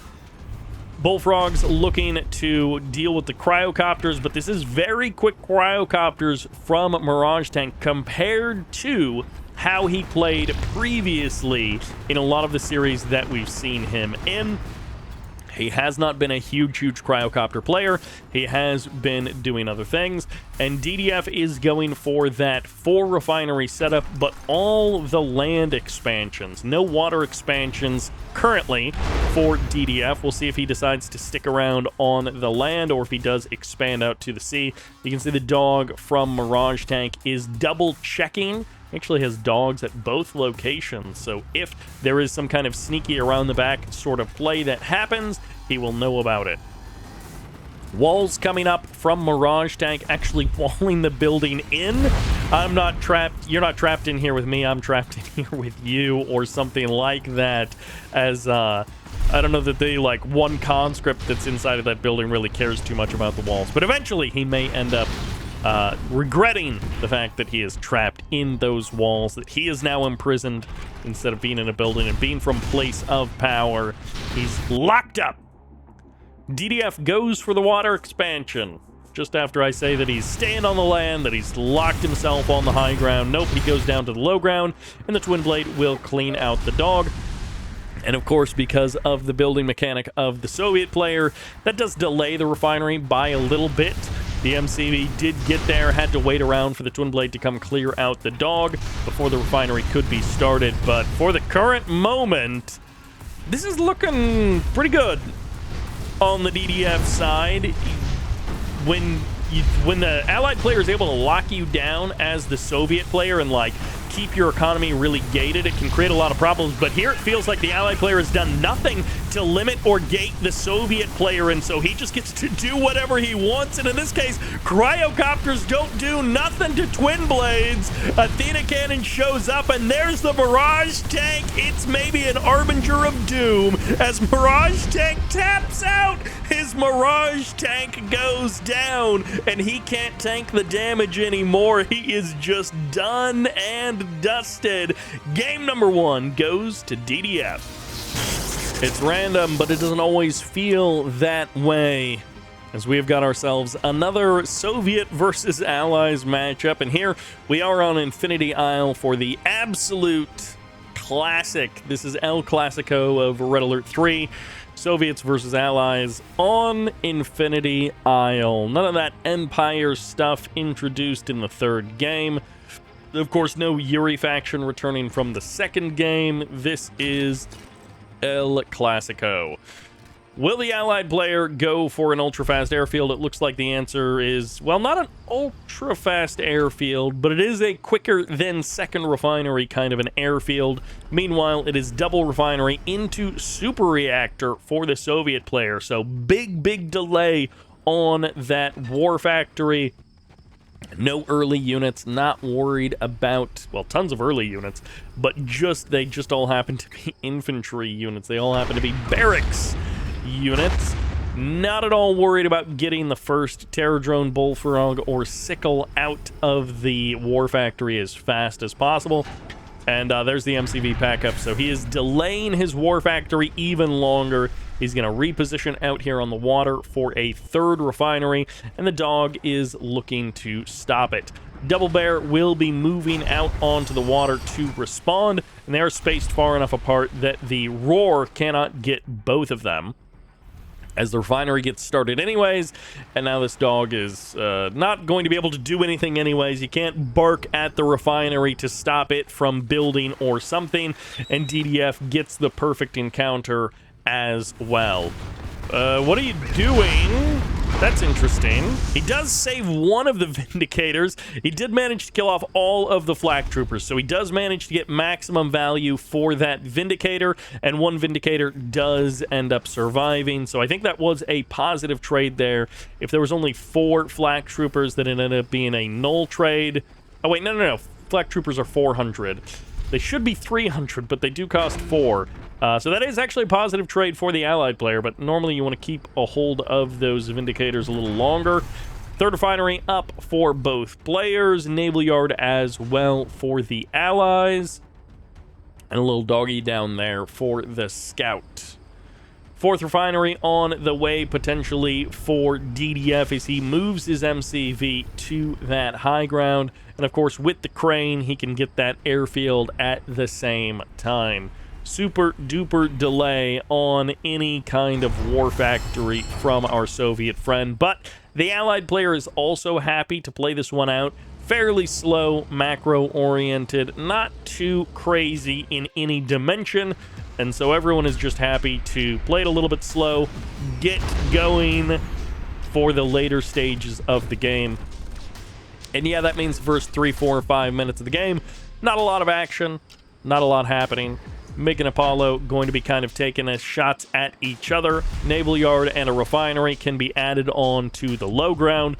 We've seen this a million times, and we're seeing it one more time right here, right now. And then I guess War Factory onto the high ground eventually after that. No War Factory, maybe. Maybe this is just the no War Factory build at all. As the hydrofoil, ooh, getting blocked off by the Naval Yard, and then it just gets canceled immediately. So He's not looking for a real naval yard. The MCVs pass each other, as the naval yard down here is the real one, and I guess it's not for a 5th refinery. This is not turning into the normal what you would expect from this stage of the game, at least, as the bear does end up getting shut down, and this MCV is still just pressing its way forward. He is going for a Tesla coil on the other side of the map. Could deploy a flak cannon as well if he wants. He's got the double build queue. As long as this crusher crane stays alive, stays safe, there's nothing that the allied player can do about that. And what are we gonna do about this? MirageTank says, I'm gonna laser lock down your building on the other side of the map. Engineer could grab the oil derrick as well. Doesn't want to let that stick around too long and end up getting sniped. And the Tesla coil will eventually go down. No, maybe not, because the Vindicator gets the final bombing run. There we go. And the flak cannon gets the kill on the Vindicator. The trade back and forth there, but the second Tesla coil is utilizing those allied walls against him. He's going to be forced to sell those off so that he can start getting some damage onto that. But with the Vindicator dead, there's no rebuilt Vindicator to deal with this. Okay, there the Vindicator actually comes back home, and now he's going to drop his bombs and then go down, immediately crashes into his own walls, and the MCV using itself to body block. Flak cannons getting some big damage done, and now the Tesla coil is finally up and running. Barracks will shut down the laser lock for a 3rd time there and deny anything else from the allied player, but the allied player rules the rift in the middle of the map, and it's gonna be nothing from the naval yard, I guess. That was a fake out naval yard, as it turns out, as the cryo shot going to be coming in on top of this Tesla coil. Riptides need to move in, but no, it's not enough to actually freeze the Tesla coil. It was either slightly misplaced or it's just not powerful enough at level 1 to deal with a Tesla coil, and so with no cryocopter to help with the freeze, there's no way to get himself back online or to help with the freeze to one-shot that. But now the lights are out for the Soviet player, selling off a couple of buildings, losing a Tesla coil on the other side of the map, and he will drop a reactor as well just to keep the lights on. Laser lock comes in once again, and these Tesla coils are doing massive damage, but the laser lock is also nearly taking the life of this MCV, and every time the Javelin Soldier finds a good angle to attack the MCV, another building gets started just to delay that Javelin Soldier from being able to do anything else. Laser lock finally comes in, and then the MCV is basically immediately out of range. Harvester got taken out a while ago. Flak cannon will eventually go down, and DDF cycles through all of the units that he can make and decides twin blades are the thing to choose. MirageTank a little bit slow with the Apollos, will eventually find the angle on the engagement. Bullfrogs on the low ground will push the Apollos away for now, and it's going to be the oil derrick tanking the damage from the rockets of those twin blades. GG comes out, and DDF manages to put a 2nd point on the board. An unbelievably chaotic game on Infinity Isle. It still goes DDF's way. And Game 3 will take us to Temple Prime Reloaded, but it will also finally break up our matchup. Now, of course, on the left side, playing the green, this is MirageTank. Builds a MirageTank and loses the game, but on the right side, playing the Cyan Empire, this is DDF. DDF does manage to land another faction earlier on in the series, in the tournament, in the qualifier rather. We saw him win 3 games in a best of 5, one with each faction. But these last couple of series that he's played, he gets stuck on one faction with the random number generator that selects your faction, and he'll play multiple games in a row of the same faction, which, you know, is totally fine. But always nice to see the variety out of the random player as well. See all 3 factions selected. I guess another way of playing random would just be to, like, I don't know, having a random number generator select the 1st, 2nd, 3rd faction, and but no repeats. So, like, you use a random number generator, and then you, in-game, would choose your faction, but based on the results of the random number generator. We don't have a quick third refinery, it looks like, from our Empire player. Not like that game on Epicenter Island, where he went fast 3 refineries. Instead, he is going for the double oil derrick. He is looking to steal his opponent's oil derrick, and he will use the dojo and the Imperial Warriors to be able to do that. He doesn't get the cashback bonus, but MirageTank at least got that for himself. We'll see if he holds on to that oil derrick long enough that he will be able to make use of it. As long as a barracks doesn't get deployed here, or maybe the Javelin Soldier on the high ground will laser lock it down. Is it in range? It looks like it is, barely there. So again, I don't know that this double oil derrick is really working out for DDF in these games, but at the very least, he is denying that income from his opponent. And sometimes denying something from your opponent is just as good as having it for yourself. So forcing your opponent to kill their own oil derrick, always fun to do. It just cost him 500 bucks to do it, and he made a little bit of that back as well. Tengu's here in good numbers, but no third refinery versus an allied player who could potentially take a 4th refinery very quickly. Okay, tier 2. That's the delay on anything else happening here.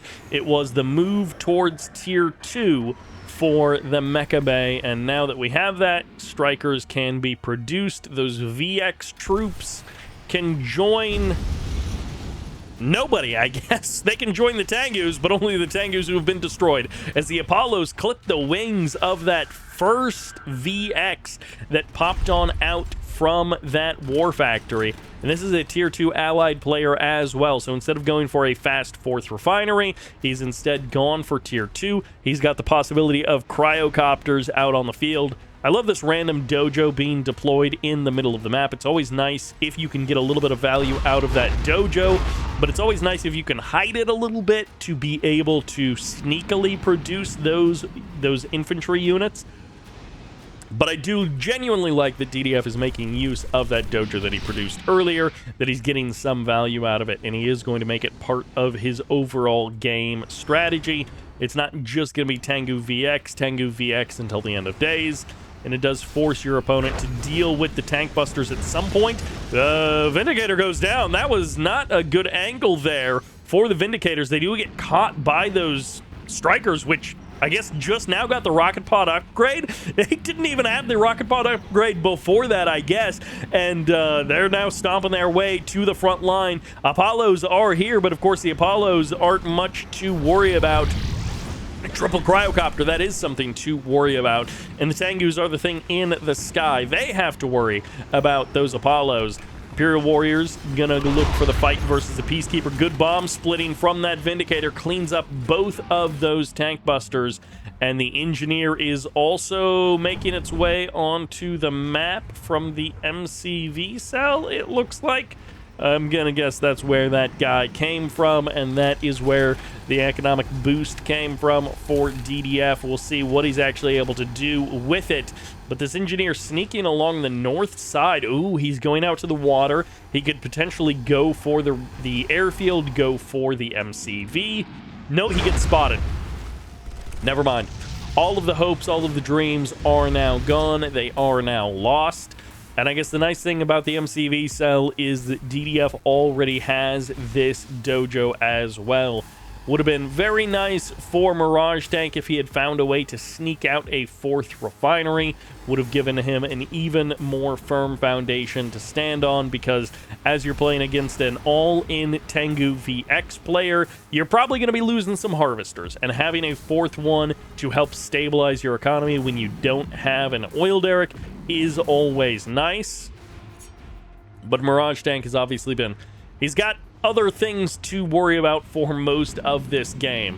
I guess the nice thing for DDF is this kind of pressure, this kind of posturing keeps everything on the Mirage Tank side of the map. He just gives away another Apollo there. A bit unfortunate for Mirage Tank. And of course, when the strikers are on the ground like that, you can't do much with those cryocopters. They're going to shrink down the strikers, but you have to deal with the Tengus and the strikers kind of together, which is where the Apollos come in. And aha, we have the final piece of the puzzle. And the Apollos move in, the cryocopters move in, but the black hole death armor is not actually here just yet. One striker does end up going down, and now all of the shots are going to be absorbed, but the Apollos are getting pushed away by the Tengus, and the strikers are on this ground, but now they're in the sky, and they're just doing free damage to that assault destroyer. The black hole armor is useless as this Mirage Tank army falls to pieces, and the multi-gunner turret gets nothing done. The cryocopter's now being hunted, and that multi-gunner turret was focusing on the tank buster on the ground, not killing off these strikers in the sky. Everything collapses here as Mirage Tank truly falls to pieces in the first big fight. DDF goes up 3-0. And we're back to dogs versus bears for game number 4 as DDF lands randomly on Soviets once again. And of course, we're here on Epicenter Island. There's going to be the second refinery started up for DDF. Mirage Tanks, lots of walls like we saw versus Zugspitze. He managed to get some wins in his series with this very wall-centric double airfield kind of play. Did not end up working out so well in that last game versus DDF out there on Temple Prime Reloaded. But, you know, this is a new game, new map, new position. He does go double refinery before his airfield. I'm assuming it's going to be in here. But no, he is placing it way out there, and those walls are just for looks for the first couple of moments here. And that is a bit of a delayed airfield at the beginning, so no super early airfield worries for DDF, as he can open with, you know, not having to finish off that flak cannon or selling it off immediately. If he did, it looks like he did cancel it, as it does have the broken pieces on the ground.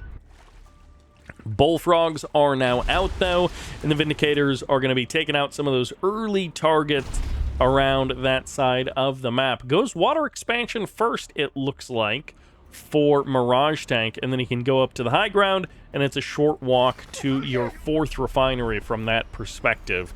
Basically taking your natural expansion as your 4th base instead. Vindicator takes a couple of shots from those bullfrogs, but not too much to worry about. Sickle jumps in just in case. I was ready for it, just in case. I was worried that maybe the bombs were going to be falling. And is he going to launch anything up onto the high ground for the scouting, just so that he can maintain some vision over his opponent's side of the map?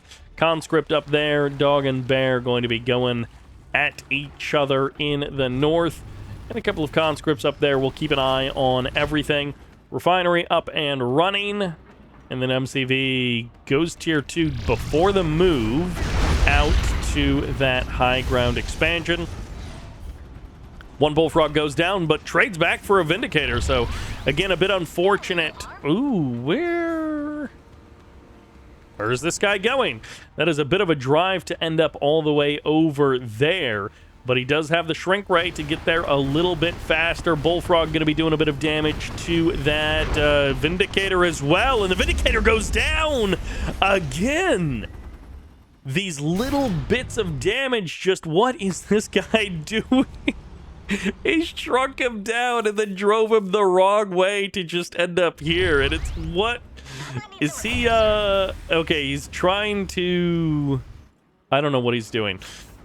This actually might be one of the differences. We'll see if he ends up deploying this refinery on the high ground before the command hub actually finishes.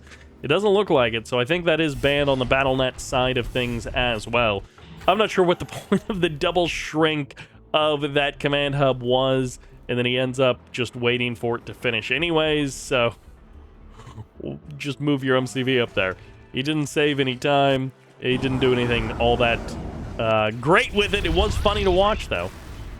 Sickle should get crushed here by the Prospector. There we go. Terror Drone gets the Infect as well. Man, that Terror Drone surprise upgrade has been getting crazy value all throughout this tournament. There have been so many great Terror Drone surprises that have gotten value for the Soviet player, like that Sickle getting shrunk down and getting deleted, and then the Terror Drone getting the immediate Infect of that Harvester, gets the kill, forces the rebuild, and now this command hub can, I guess, be sold off. And no, he didn't kill it off. No. Okay, can't actually get the repair though.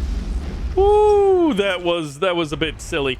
He almost ended up not getting the repair, driving out of range of the radius, and then the Twin Blade shows up and is like, can I shoot this guy? IFV maybe coming on out. Nope, whatever it was does get delayed. There are 4 cryocopters here, but there are lots more bullfrogs ready to go. DDF has kept everything on the Mirage Tank side of the map, and now Mirage Tank is going to find out. He's going to pay the price for that. We'll see if is he just backing off with everything? He's got so many bullfrogs here, and the hammer tank does get frozen for a couple of moments there. He does at least get shrunk down, and these Twin Blades kind of causing some problems for DDF. It feels like he is scatterbrained. He is split in so many different directions.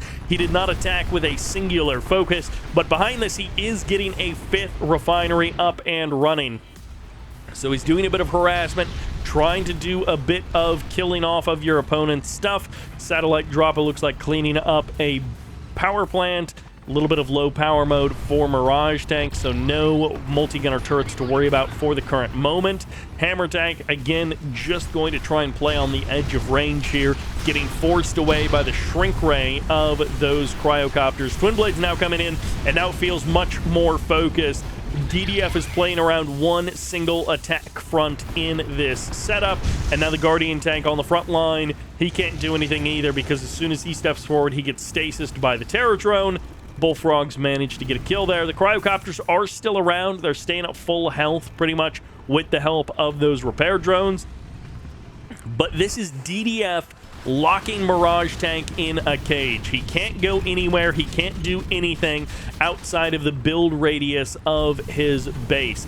Terror Drone going to be getting the stasis on the Guardian Tank once again. Shrink Ray does come in. Hammer Tank's going to try to avoid the damage there. And the high ground for now stays alive, stays just fine for Mirage Tank. DDF, on the other hand, taking a little bit of harassment out there on the water. The Dolphin trying to find the damage, and this expansion hasn't been shut down yet. The Harvester is low on health, but hasn't been killed off yet. And the MCV might be the target here. No, the Akula subs turn back to the south, and now the multi-gunner turret comes up and comes online as the Hammer tanks will get pushed away.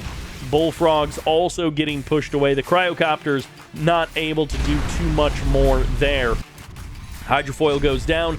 Twin Blades pushing away that Dolphin, who went full hero status, as DDF was not able to deal with that harassment very easily. The Akula subs on the other side of the map are going to be forced down under the water, and the Assault Destroyer will get the guaranteed kill. Mirage Tank buying a lot of space and time for himself. Some early mistakes with unit control for Mirage Tank, but for the last couple of minutes, he has controlled everything really well, and the only kind of bit of damage that he's done on the other side of the map was that Dolphin.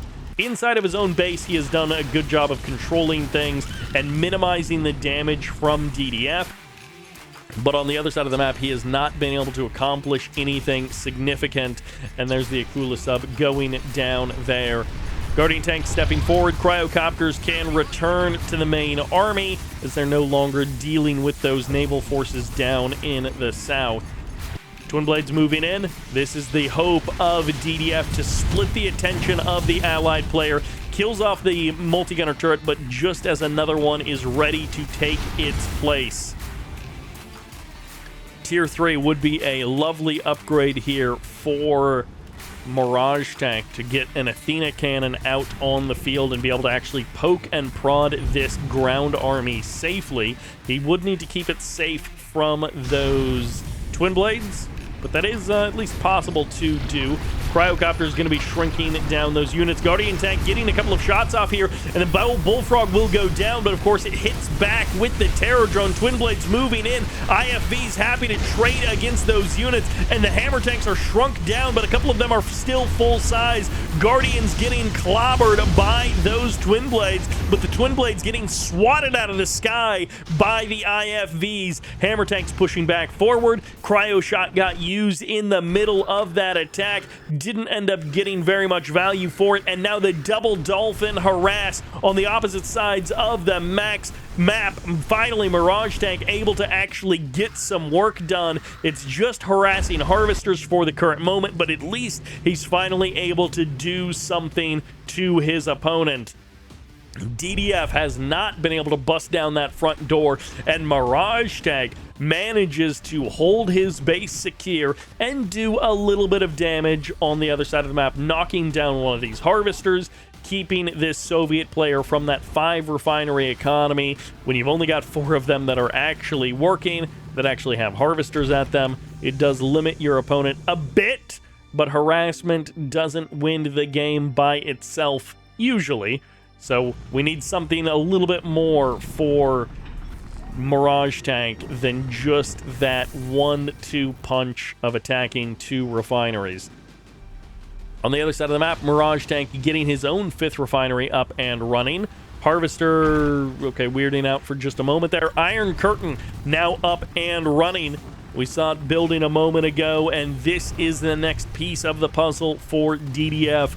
He does have 3 minutes to wait until the Iron Curtain is ready to go, but he is, even though he's up 3-0 in this series, he could throw this game away and he would still be in a good spot in this series.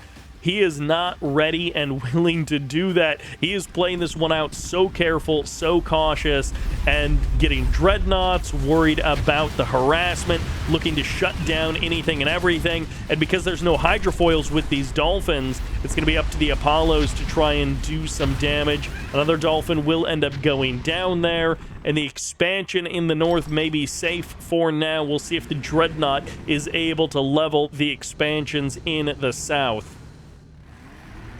Twin Blades have not been able to deal with this high ground expansion, and if DDF was playing a little bit more suicidal, then maybe he would have been able to actually deal with that expansion. Maybe he would have sacrificed some Twin Blades to get it done, but in this case, hey, the Black Hole Armor snatches those rockets out of mid-air. Those missiles going for that refinery end up getting grabbed, and that's another Cryo Blast utilized by the allied player, but getting no value for it. The refinery gets smashed, and now on the other side of the map, it looks like it's going to be an MCV moving into position as well.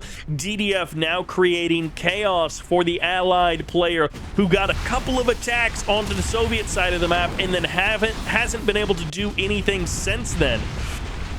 Hydrofoil gets cleaned up. For now, the Dreadnought is safe. DDF has transitioned from being like a fully ground-based army to everything is about the Navy and the aircraft. Twin Blades are pretty much always a part of a Soviet player's arsenal, but they're not always the game winner. Okay, in a 2v2v2, maybe they are, but in a 1v1, they're not necessarily the game winner by themselves. And this is just mass chaos in the north. It's just pure, sheer building numbers for MirageTank to deal with, to absorb as much of his attention as he can, and to allow this Dreadnought to actually do something else on this south side of the map. Satellites getting dropped in. It's a tier 2 drop, so it's going to knock down both of the Riptides and both of those multi-gunner turrets as well. And the Athena Cannon Aegis Shield will keep a couple of units safe for the current moment. DDF loses his MCV in this assault, but maybe he's going for Akula subs on the other side of the map. The Riptides going down means that it's all up to that one multi-gunner turret to try and knock down this base crawl that has ended up on top of the 5th refinery of MirageTank. Twin Blades hanging out. MirageTank, he's starting to strike out onto the other side of the map. Again, he is actually finding something to do. Is this Tanya inside of here? Yes, it is. And she's going for the Iron Curtain. Down it goes in the airfield as well. Twin Blades are here, but no, she leaves the airfield. I thought for sure she was going inside of the airfield, but no, she ends up escaping away and going out to the water, and the Twin Blades just abandon her. So she's gonna get a free kill on this refinery. On the other side of the map, Iron Curtain gets shut down. The refinery as well is about to go boom, and Tanya in a 1v1 showing up big time for the allied player. Kills off the Iron Curtain before it can be useful and nukes a refinery as well.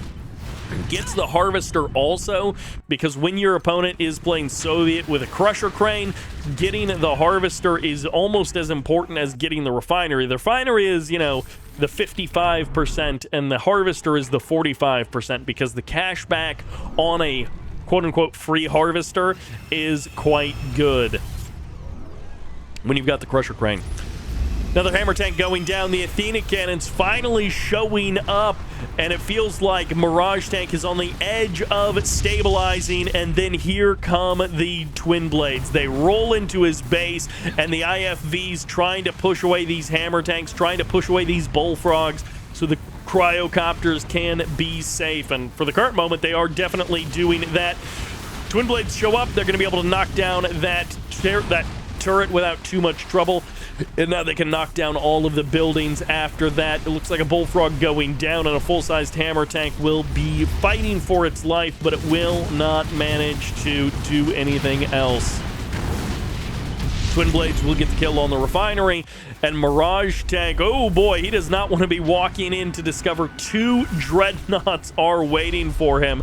This hydrofoil just dodging and weaving, avoiding all of the damage from that Soviet army. And hey, that MirageTank, that Athena cannon is not where she needs to be. She got shut down by the Twin Blades, but the build radius out here on the water was not shut down. So those Twin Blades need to go back over there and clean up the rest of that base, or MirageTank can just re-expand there very easily. MirageTank juggling these refineries as best he can. A little bit of friendly fire blasting that Harvester there as the super reactor goes down as well. Trouble at home for DDF. He was playing slow and steady. It felt like very controlled, very, I'm like do this in a clear way that gives me the best chance of winning the game. But the last 2 minutes, the chaos has returned, and MirageTank has benefited a little bit from that chaos as well. He has found his opportunities. He's found his openings. It took him 15 minutes, but he's finally found his way to do damage onto the other side of the map in a more significant way. And now the MirageTank army is once again feeling like it's getting pulled in different directions. The dreadnoughts in the south now going to get shut down by the hydrofoil weapons jammer, and then the Twin Blades need to swoop in here while the weapons jammer is active. He is keeping at least one of these hydrofoils on gun mode, so we will be able to get some damage done, and hydrofoils can absolutely shred Twin Blades, especially when they're low health, if you haven't been sending them back to the Crusher Crane to get those repairs. But no, it looks like DDF is actually basically just abandoning his dreadnoughts. And again, the hydrofoils, they can just isolate one unit and stop it from doing anything. But of course, Twin Blades can then jump on top of the hydrofoils and deal with it very quickly. Riptides are here, always a great combo. Riptide and Cryocopter. Cryogeddon on top of this expansion. It's going to freeze everything, but I guess you're trading main base for expansion because the Twin Blades have arrived. MirageTank builds a MirageTank, and now it's getting shut down. The multi-gunner turret is here, and the Apollos show up maybe just in time, or maybe just in time to get blasted by the bullfrogs. Everything that steps out of the war factory gets shredded by those Twin Blades, and they are slowly but surely ranking up one at a time, going hero status as they camp out over top of the allied base. MiGs and bullfrogs hunting everything that's in the sky on the Allied side of the map. And the Cryogeddon didn't actually freeze both buildings, just the one. It's a race of the power plants. The Twin Blades quickly losing health, losing numbers versus the multi-gunner turrets and the Javelin soldiers. But as everything gets deployed, everything gets knocked down by the Soviet player, and DDF is continuing his reign of terror from the skies. It's the Twin Blades that are winning the game. The Twin Blades are the one thing that the Allied player hasn't been able to deal with, and now the terror drone is getting the lockdown on that aircraft carrier. No drones will be leaving that aircraft carrier. No bombing runs will be commissioned or commenced, as this oil derrick has actually survived so long in this game. 20 minutes, basically, this oil derrick has survived on both sides of the map, and now finally it is gone. The power plants sniped one after the other. The Twin Blades with pretty much complete reign over the Allied base, and the Javelin soldier gets a couple of shots off there, and one Twin Blade very low on health will return to get some repairs back on the other side of the map. Double multi-gunner turret makes that a difficult location to crack, but there's a couple of potentially exposed power plants around the map as well. Hydrofoil weapons jammer will be able to shut down one of those Akula subs, and the Twin Blades return to the land. They haven't totally killed off this base. MirageTank does still have a chance here, does still have a hope, but the army value is part of the story here, as it is pretty heavily in the favor of DDF. MirageTank can do a lot with a little if he finds the right angle, but these Twin Blades have not been dealt with at any point in the last couple of minutes. They also haven't been able to end the game outright. Could go for the kill. Ooh, this Harvester spawned at just the wrong time.